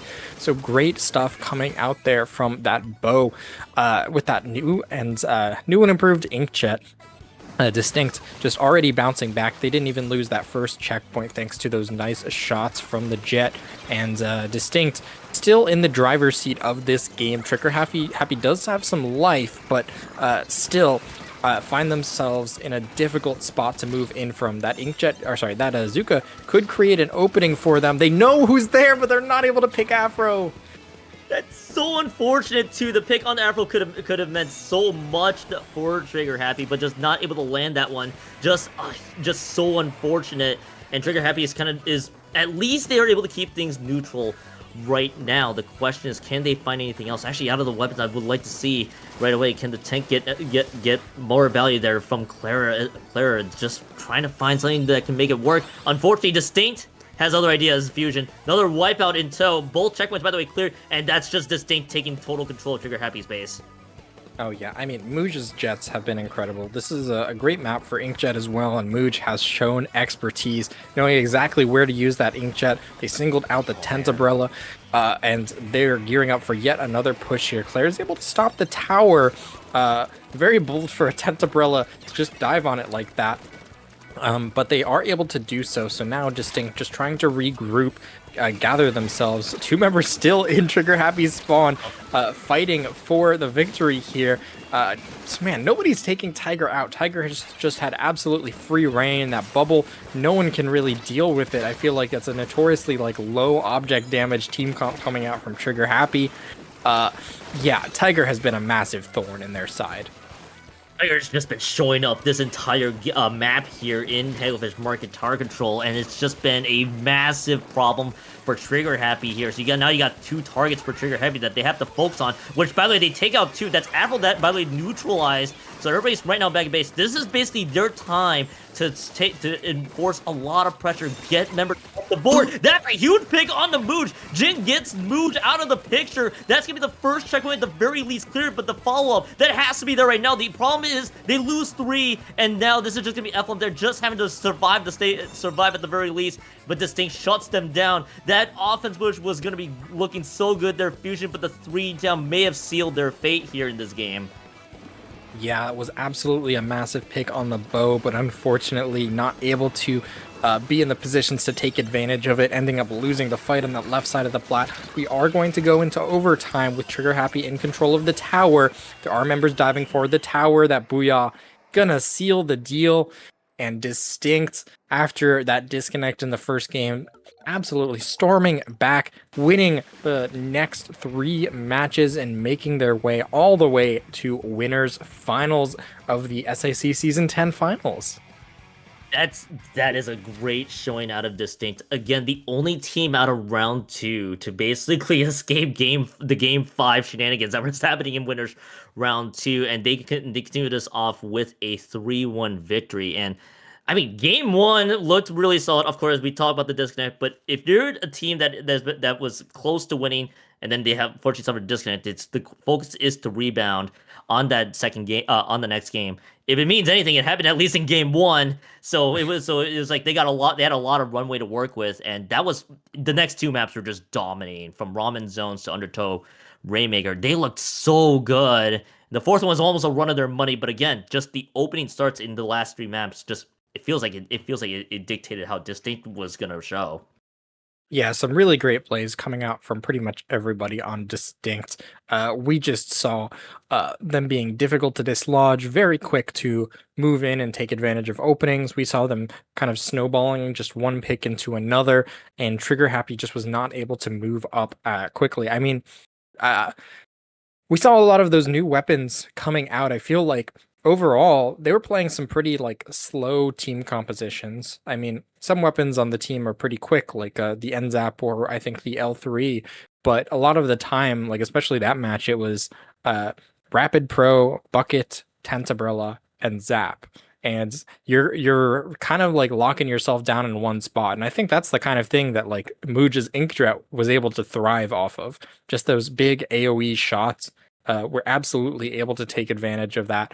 And you know, they had a difficult time being aggressive in a way that just didn't clump them all together. And Distinkt absolutely able to punish that. So incredible stuff to them, and we will be seeing them in the finals. Yeah, great to see Distinkt with their 2-headed monster, by the way, as well, with Tiger and Afro just doing work in their respective matches. And going on to that winners finals matchup, they'll be weighing the winner of StarZ Impact and Big Fat Seacows. If that set has gone final, which I think it did like a while ago, because you can tell we haven't refreshed quite yet. Big Fat Seacows actually got the 3-0 sweep over StarZ Impact, so they will actually StarZ Impact down to the lower brackets alongside Trigger Happy here. So I think we're gonna be waiting on one of the rounds coming up, if I'm not mistaken here, Fusion. So that's I think we're gonna be waiting the wings a little bit. Yeah, I think so. I gotta see if we are going to be casting the StarZ Impact game or the Trigger Happy game. Either way, it should be pretty interesting. I mean, it seemed like Trigger Happy was definitely they just had a hard time really getting on their feet, but I feel like they've certainly shown to be a strong team like throughout the other qualifiers. So I hope we get to see them put on a strong showing either on this stream or I think IPL Splatoon is the other one doing the losers finals. Or not finals, losers quarters. I think it's actually going to be one of the other channels. So I think the assignment here is that IPL's got the winners finals ahead of us. So it might be one of our other one of the other channels here. I think Splatoon Tourney or Under Pressure going to be coming up. Going to be covering the other part of it too. It doesn't mean the 4 broadcasters that we have across the board covering all of us. Majority of SAC has just been running wild. A lot to keep track, but just so much coverage. Just being able to cover all the teams here, and we're glad to bring you guys what the Dapple side of the fence so far. So I think, if I'm not mistaken, we might be covering the StarZ Impact matchup, which is pending the Passione. Excuse me, I'm gonna get that pronunciation wrong. There's a specific way to pronounce that team. Passione. Okay, I was close. Yeah. Passione. I was putting a little bit more emphasis there on the second syllable, but yeah, Passione and Operation Zero is the one that's pending, and I think that one's currently 1-0 in favor of Passione. So we might be waiting a little while for the most part. Yeah, it may take a little bit. I mean, thanks to running 4 streams at once, we could even check in on the other matches going on right now, if we really want to. Sure. No. I just mean ourselves. No, don't worry. Sorry, I shouldn't have said that. But we can check to see like what the status of these matches is going on, since we have every stream or every match in this top cut being streamed. Yeah, and I think I'm gonna be. We probably could pull some of it out here too. What's funny? I had all 4 feeds, by the way, Fusion, up before our block, so it was a lot to pretty much keep track. I swear my eyes were kind of seeing game 5s everywhere. Obviously, Dapple's had the 2 reverse sweeps from the previous round. I'm just sitting here. I'm like, wait a minute. And is this the reason why we're waiting a bit? Because we were just like probably just geared up and ready to go for those game 5s, which something I just realized too, Fusion, now that the set's all over. Pat and Cater, by the way, the two folks that were coming before us. By the way, huge shout outs to them. They weren't able to get the proper close there, as we kind of just went ahead and just hopped right in on the mic for this one. So shout outs to both of y'all for covering the first block. So, but nowadays, yeah, we gotta take a look at the other. We could take a look at the other side, as Distinkt and Big Fat Sea Cows. I think the winners final should be coming up live here, and I think the other 2 we're still waiting on. Maybe we could be waiting on the game 3 inevitably, if I can get the stream up. Yeah, I mean, it seems like on Splatoon Tourney, Passione up 1-0 on Operation, or up 1-0 on Operation Zero. They're playing on Barnacle and Dime. We got some interesting stuff going on. They got a Zimmy. They got a bunch of other new weapons. There's 2 of the new Splintershot Pros coming out. Both of these teams very even game so far. But who do you have your eyes on as the potential winners of this qualifier? Not qualifier, this finals. We're qualifying. We're qualifying in the We're finals. Qualifying for the gold medal. Yeah, we're qualifying for the gold medal, or for many teams podium. That's actually kind of an interesting question here, because something that something I think Nine mentioned in one of the chats earlier. The top 4 seeds got dropped into round 2 there as well. Yeah. So kind of everything kind of got blown wide open, if we were to believe the seeding here in SAC. I got my eyes basically on. I have my eyes. There might be some bias here with Big Fat Sea Cows trying to make a lot of noise, but they're up against a really strong team in Distinkt. So I have pretty much both teams coming out of winners finals out of that. Gonna be having my eyes for probably going for gold. I think there are a few teams in the losers bracket I do want to have some eyes on. I know I've seen Titles of Disruption a lot. I was tempted to say Unlimited Woomy United or Uwu, because that's the 3 letters. But those were the primary 4 teams that I have my eyes on. Fusion, if any, do you have any teams that you have close eyes on as the tournament keeps progressing? I mean, I think overall, like, Distinkt seemed like they were incredibly strong throughout those sets. Especially, I watched the one before that ended up going 3-1. They've looked very good so far, and I mean, Operation Zero. So the teams that won the qualifiers: Operation Zero, Yellow Jackets, Unlimited Woomy, and Passione. And a couple of those teams, I believe, are, well, I think one is already out, and the other 3 are in losers bracket, if I'm not mistaken. So, but like, I also double check because there's a lot I got to double check here real quick. So, Yeah, the other three, leave you hanging. 3 of these 4 teams, Passione, Operation Zero, Unlimited Woomy, are now fighting in losers round 2, which is, I believe, losers eighths or sixths, eighths. I think it's eighths. I think it's 8th. Yeah. Actually, it's not. It's not quite the same. It's double elim. Sorry, double elim's weird. Yeah. So now Title Disruption, kind of the only team of these 4 that has made it forward on points into this qualifier, and they're keeping up with Unlimited Woomy United here very well in game 3 now of their set. They are on Under Pressure Splatoon. Yeah, that group right there, Unlimited Women United and Title Disruption. Which actually, I had to look at the seeding here because the top 4 teams, seeding wise, were the ones that won their respective qualifiers. Yeah. Coming up. So yeah. So that actually made a lot of sense in my head the more I thought about it too. But it's crazy to see the teams that won their qualifiers, unfortunately, find themselves in that wrong end. So Unlimited Women United, you mentioned before, against Title Disruption, weighing on under pressure side. Now, I did need to ask for confirmation, Fusion, what we're going to be prepping for. That is the StarZ Impact matchup. That was correct. It was StarZ Impact versus the winner of Passione and Operation Zero.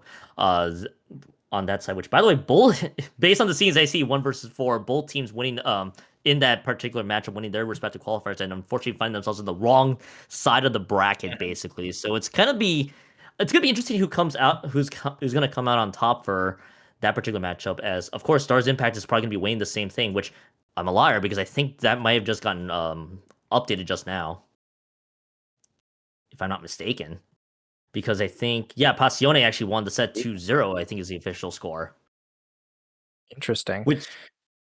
So that's, yeah, go ahead. But yeah, I think that's going to be our matchup coming up, and Passione will probably need to get themselves hurried over here soon so we can get that rolling right along. Yeah, we are in best of 3 down on the bottom side of the bracket, I believe, until losers finals. So we are going to be seeing StarZ Impact and Passione. It's been a hot minute since I watched JoJo's Part 5, but they're the like Italian assassin mafia group with such hits as Frozone and the guy who uses a fishing rod. Yeah, it's been a minute since I've watched it.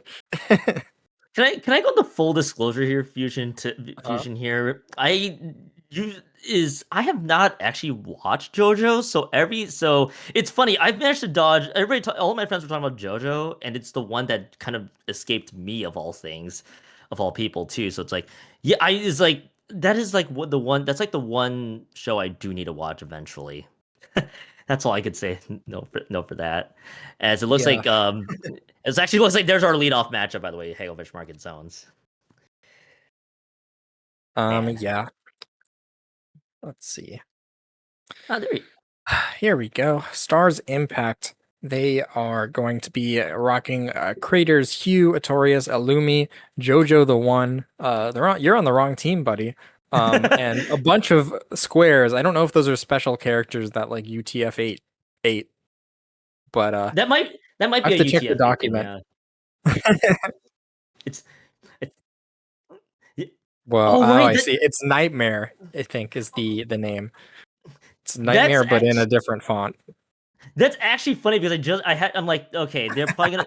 If I see the ones with squares, and that's actually, I was listening to one group earlier saying, oh, these are just squares, and you and I were thinking the same thing. It's like, must be a Unicode or a text error. So on to send you, and yeah, exactly what it was, Nightmare, but with very, very specialized, somewhat cursive but not really font. So I'm gonna give you negative points there, Nightmare, if you're listening. But yeah, StarZ Impact, that's the group. That's group that they're gonna be dishing out here, trying to continue the run in losers bracket. Passione, I actually need to digging themselves up right now. Yes, Skittles, Khalif, Goldip, and Brick. I was supposed to say Brink. There's no N in that name. That's what they're gonna be dishing out. And I'm gonna be intrigued to see what both teams are gonna be dishing out here in this best of 3 here in the loser side.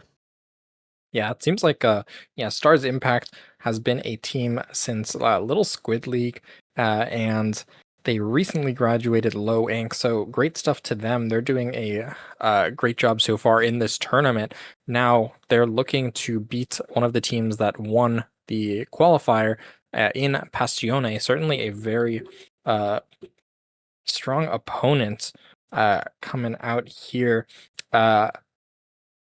And they're a really new team, actually, only have been around a couple months, but have certainly shown a lot of results. They did end up winning, I believe, qualifier 4. They came in as that 10th seed and still won over Distinkt, who are in winners finals. So great stuff for Passione. It definitely bodes well for them. They certainly seem to play a lot of interesting weapons. I do wonder whether the third kits will factor into their team compositions. That's actually I feel like gonna be the ultimate question is is if the third kits with I'm actually having to double check Passione's weapon setup. Goldup's got a very interesting lineup there with the Dallas and the Yeah. Dapples. I have all eyes are on that. All eyes are on Goldup, by the way, out of Passione for what weapons they're gonna dish out. Which I actually had to double check their third kits there, but I don't recall. I don't. If I remember correctly, and I'm sure the producer, which by the way, CKK is going to try to keep me honest. I think Dapples was not was not one the third kit in one of the shows I'd done earlier that we were sold on. So that's gonna be it. That's kind of interesting to see. Out of StarZ Impact though, if I think with the lineup that they have, I wouldn't be shocked that they just stick to the weapons they know, but again, we saw Glamorous Splatter Shot from the previous set. I wouldn't be shocked if that comes out too. Yeah, I think that's certainly an interesting option. I mean, I think the big players have really been the big players in terms of I guess weapons of this patch. I think the crab weapons have been a Easily. huge player, and I think the inkjet weapons have also been interesting. We haven't seen all that much pencil today, which is a little bit surprising. I feel like if there was a pencil, inkjet would be a lot less prevalent. But the crab weapons, very hard to deal with them, even though they nerfed or they made things slightly better against crab, like strike. Crab is just such a you press the button, now I control like the entire field for 8 seconds or something like that. So things like that new charger, the new the new Dreadringer, could be absolutely massive, especially on like zones, and I believe everything is starting on a neutral zones map as the first as the first stage. I think we see a lot in tournaments today too, where zones is always our anything with zones basically usually becomes our lead off for the most part. So that's always fun to see.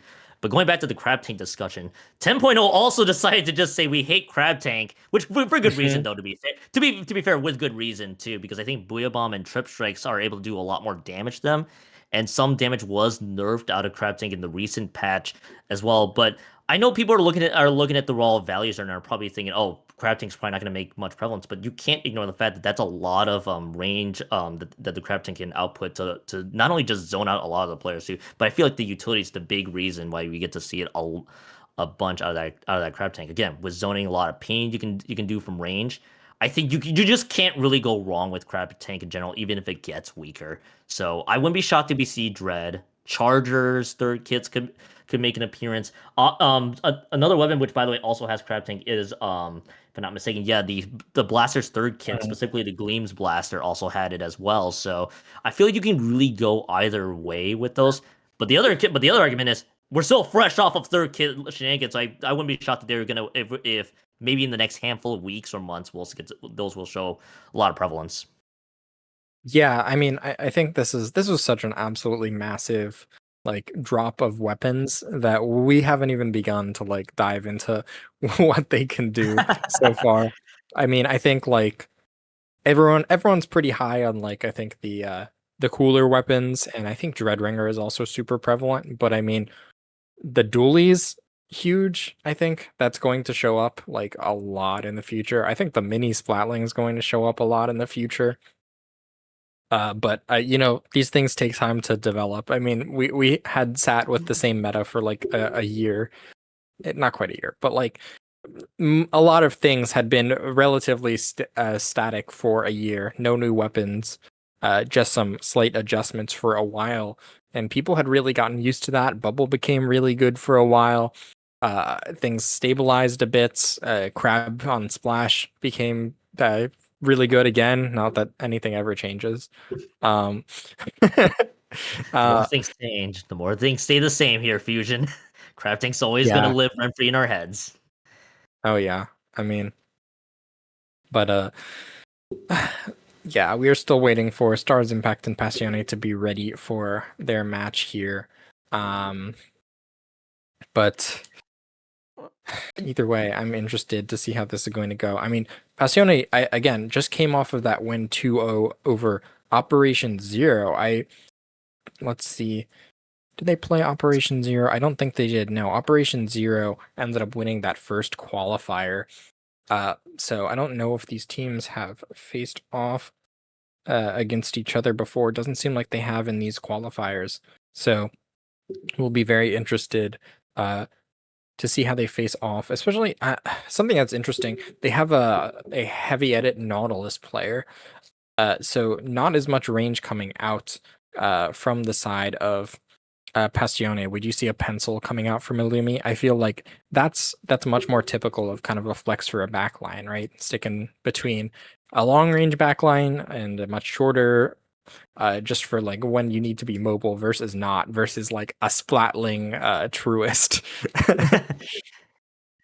It's actually kind of interesting too because you SARS impact that pencil and the heavy head from Illumi, so you got a lot more coverage range wise that they're showing. But Passione, as you know, going a little bit more mid range, midline, if you will, with the heavy edit and that Nautilus. I actually the read that I have, assuming that they will dish out a variety of these weapons on the board, especially from Passione's end, is the aggression that's gonna show from that group. Usually when I see a lot more less when I see a lot less emphasis on range, it's like, okay, you just need to start pushing forward and see whatever advantages or skirmishes you can win in these situations. But StarZ Impact also kind of has two players there with Crater and Artorias. If we look at the weapons, of course, on paper, kind of equal some of them out. So it's actually going to be interesting to see how the dynamics in this best of three do play out. Again, I'm also a person that all this could be thrown out the window when the 30 weapons that were introduced in this recent patch makes headlines here. So it's actually going to be a very fascinating read to see how Passione's playstyle is going to work out. Which we might be able to answer that question here soon. Now that we are on the break here, that's going to be fun to see. So looking to see what weapons here. Third kit enjoyers will continue to feast here, Fusion. That's the conclusion I have. It's going to be the third kit pro, by the way, making its appearance here. Yeah, it is, and I don't even remember what it has. Never or mind. Oh, that's right. The weapons, the map screen shows what the weapons have. Crazy. I do wonder what the cancellation of the match was about, because I did seem to be the correct map. Either way, here I do love the synchronized splash tags that were coming out from the side of StarZ Impact. I always love to see when a team is in sync like that. Now I've just got to wait to see if when they win a match if they have the synchronized emotes as well, because that gives you like extra points on the board. The game doesn't tell you that.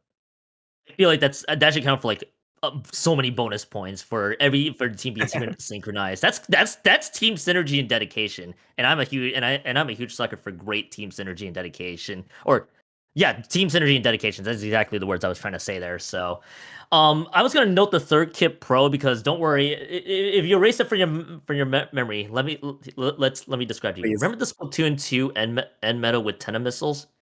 Pro has the Tenna missiles. So Right. Is it? yeah, so go ahead. Or sorry, what's the sub weapon? Is it Splat Bomb? It is Splat Bomb. Okay, that's what I thought. Interesting. Yep. Very interesting. We haven't seen a Tentamissiles weapon really see much use, like aside from like we saw Flingza occasionally get used, and Reflux get used. I think a lot of that was like, oh yeah, it's Flounder Zone's time to pick those Tentamissiles.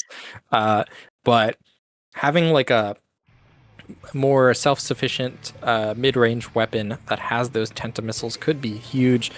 We did see some of those last time. We got the Dapple Dooley's Nouveau coming out. The bio does not lie.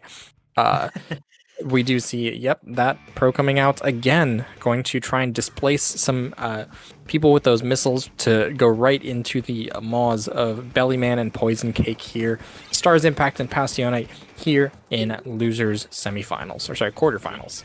Yeah, losers quarterfinals now going to be underway here as StarZ Impact is going to get the first cap of the zone here soon. As we are getting to see a little bit of the 360 with the camera there. I got to call you out on that one. As we get to see the Reef Star being flying into the distance there, looking for zoning. Artorias is trying to fight with all their might, but it looks like that's gonna end with a Passione quick swap of the zone there. Booyah Bomb also to be used very well there. So. That's StarZ Impact, at least at 67 points remaining and still counting down, and I think we're going to be seeing the change in zone back and forth we go in the first minute.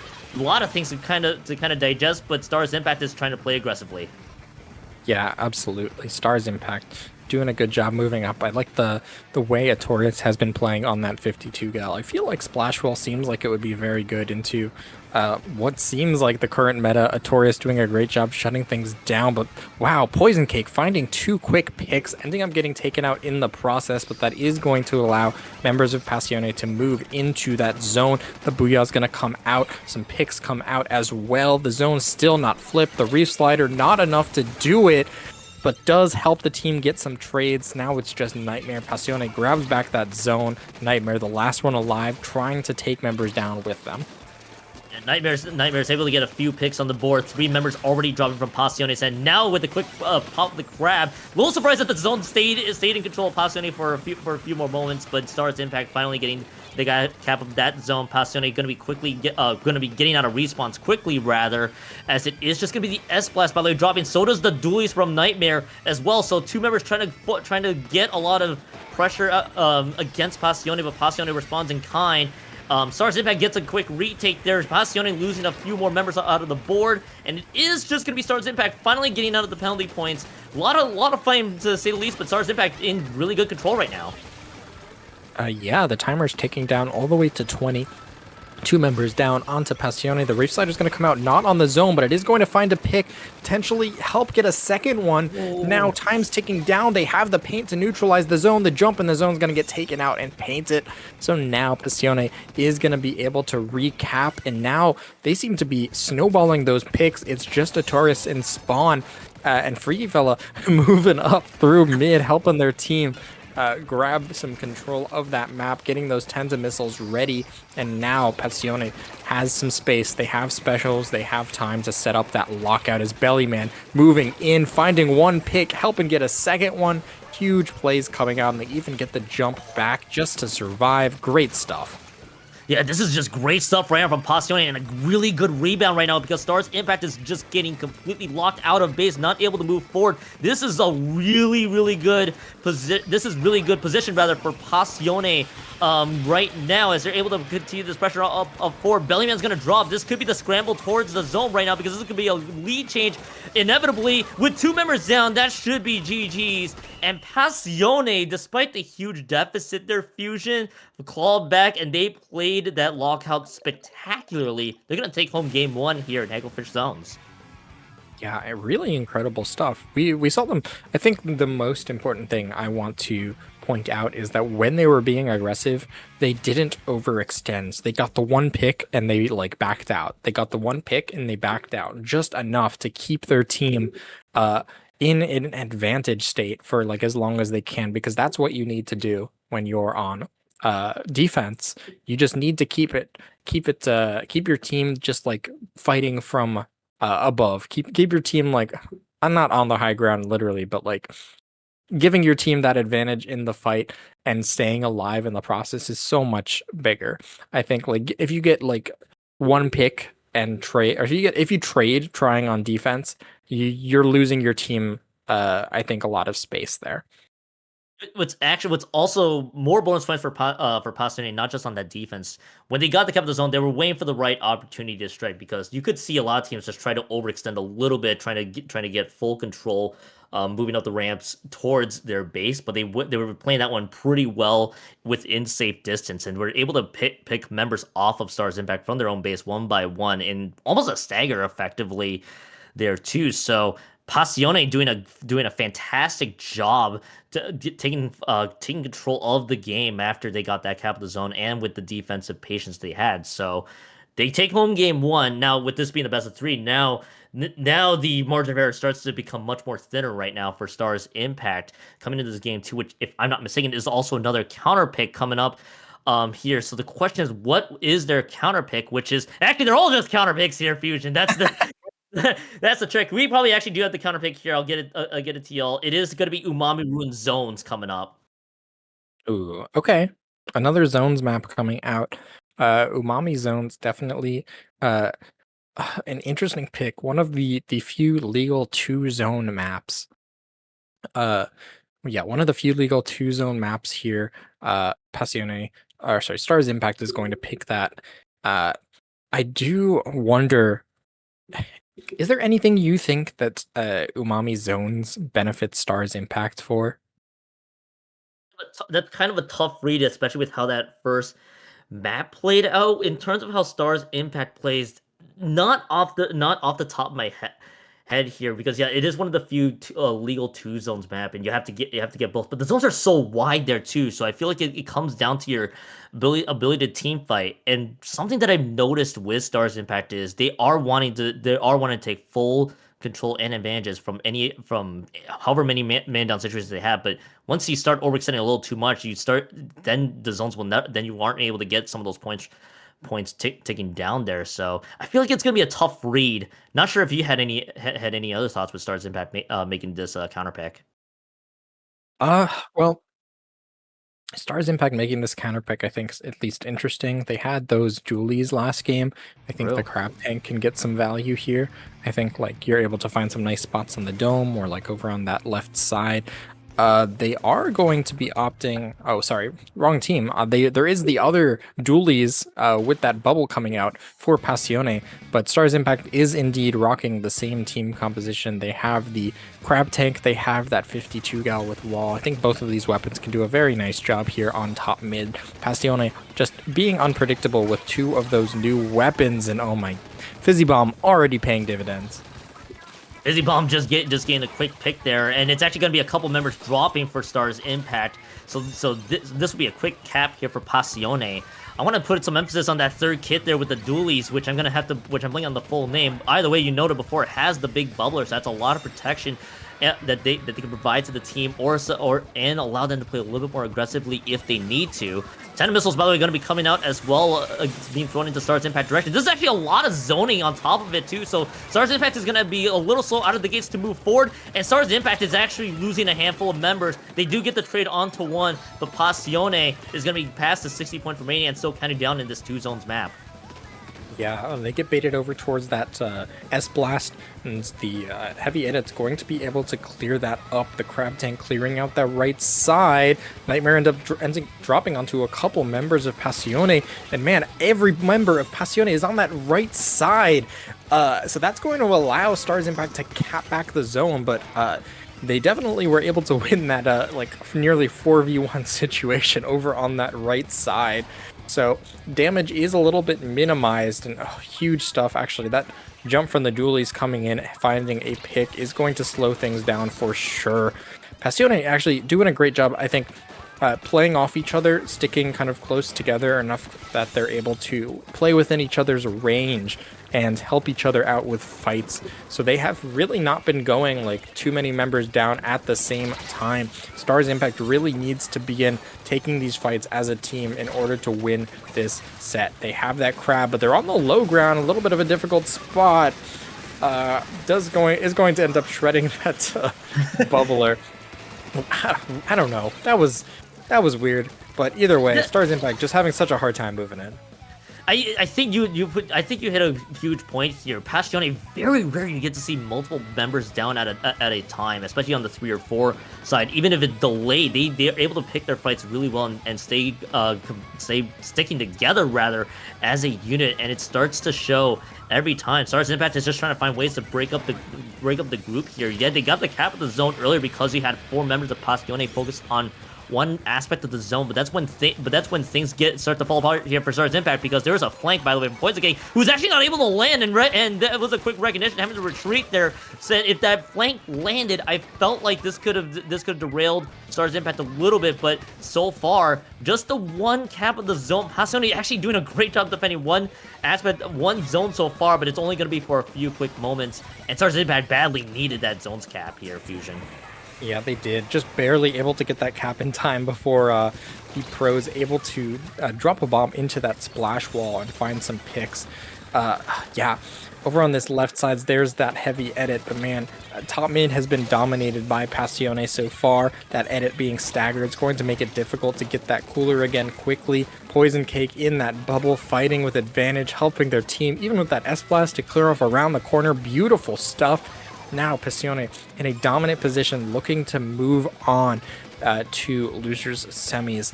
Time is ticking down, only about 35 seconds left on the clock. Poison Cake moving in to the enemy spawn. They find a few picks, not quite enough. That is the crab alive, not anymore. The S-Blast with an absolutely huge pick. No displacement specials left. Actually, did have that cooler. They are going to have one last shot at this with 10 seconds left.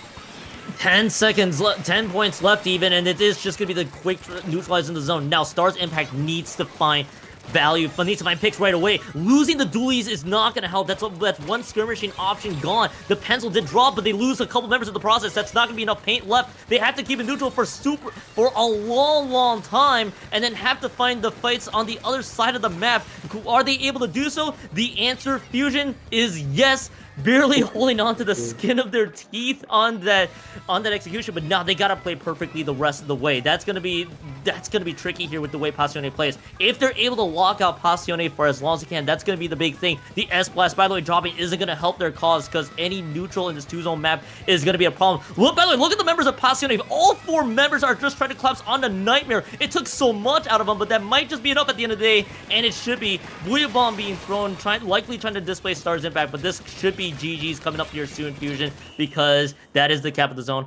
Passione 2-0 victory for them, and what so well played out from Passione here in this losers quarters matchup. Yeah, great stuff. I mean, I think the real difference maker in that set is just how well these members of Passione played off each other. I mean, we saw a lot of the time one of them would get engaged in a fight with a member of StarZ Impact, and really just the member of StarZ Impact, I feel like, got the impression they're baiting someone away, but just ended up getting like double teamed immediately. And just after that, Passione is able to back up and group back together and get ready to do it again, just rinse and repeat. And we saw that quite a bit. There were very few times, I think, that those big plays were coming out from StarZ Impact where one member supports another member and that enables the third member to do something. Passione just was doing that all day long, and they seem to be continuing to do so. They're going to be continuing to do so here in losers semifinals, where they're going to be facing Title Disruption. So now Passione, the lone actually did Title Disruption. Yeah, Title Disruption, the lone member. Sorry, excuse me. Passione, the lone member, the lone winner of a qualifier, still left here in losers. Actually, in the bracket. I was gonna say, because the top 4 winners of the 4 winners of the qualifiers, all facing early elimination, which is crazy to see. And now Passione is the only one keeping the keeping the hopes alive for the teams that won qualifiers to auto advance, and that's gonna be a fun matchup for Passione and Title Disruption.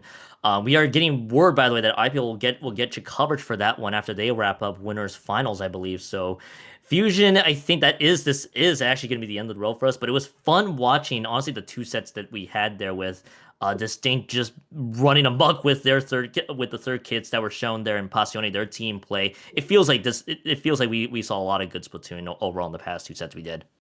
Yeah, absolutely. A lot of great Splatoon, and I mean, a lot of the matches have been very close. We see actually the match going on IPL is 2-1 right now. Distinkt 2-1 over Big Fat Sea Cows. That's very exciting. That's just winners finals. There's going to be a losers finals and then grands as well coming up pretty shortly. So actually, it's now 2-2. So very exciting matches. Uh, You know the game 5 going the distance or fusion that we've been seeing throughout. This has just been nothing but game 5s across the board. And honestly, and if you live reported the big Distinkt versus Big Fat Seagulls 5 games, I had eyes on both teams. I'm actually really excited to see who wins out of that game 5, and I'm sure I'll be seeing the spectator seat for that one too. But right away, Fusion, I think we are going to be tossing it over to IPL to give you guys the rest of SAC's coverage the entire way through. Fusion, as I always say, it is so much fun working with you, and it's actually, by the way, glad to see you at MomoCon this year too. So yeah, I love hanging out with you. did you win? Did you win the Puyo Puyo tournament? No, it was a sad time. I didn't even win the Tetris one either. I made podium, and that's as much as I got. But yeah, it is always fun catching up with you in lands. But we gotta get everybody over to IPL right now. So Fusion, where can the people find you? You can find me at 8-Bit Fusion on Blue Sky, and yeah, no kings. If you're able to go to a protest, do it. Things are bleak, but enjoy Splatoon. IPL Splatoon is going to take you through the finals of SAC. It's going to be a super exciting match. Yeah, for sure. By the way, find me on Keon2570, Blue Sky as well, and on Twitch, because I also do stream once a week at the very least there too. By the way, shout out to CKK, our producer here for the Dapple Productions feed the entire way through. You a real one right there. But yeah, we're about to wrap up here on the Dapple's feed. IPL will take you home the rest of the way, especially as they'll be queuing up to a game 5 here in winners finals. So with myself, Fusion, and our producer CKK. Continue watching SAC on IPL. We will see you guys over there once. We will see you guys there soon. Otherwise, enjoy the rest of your weekend. We'll see you guys next time.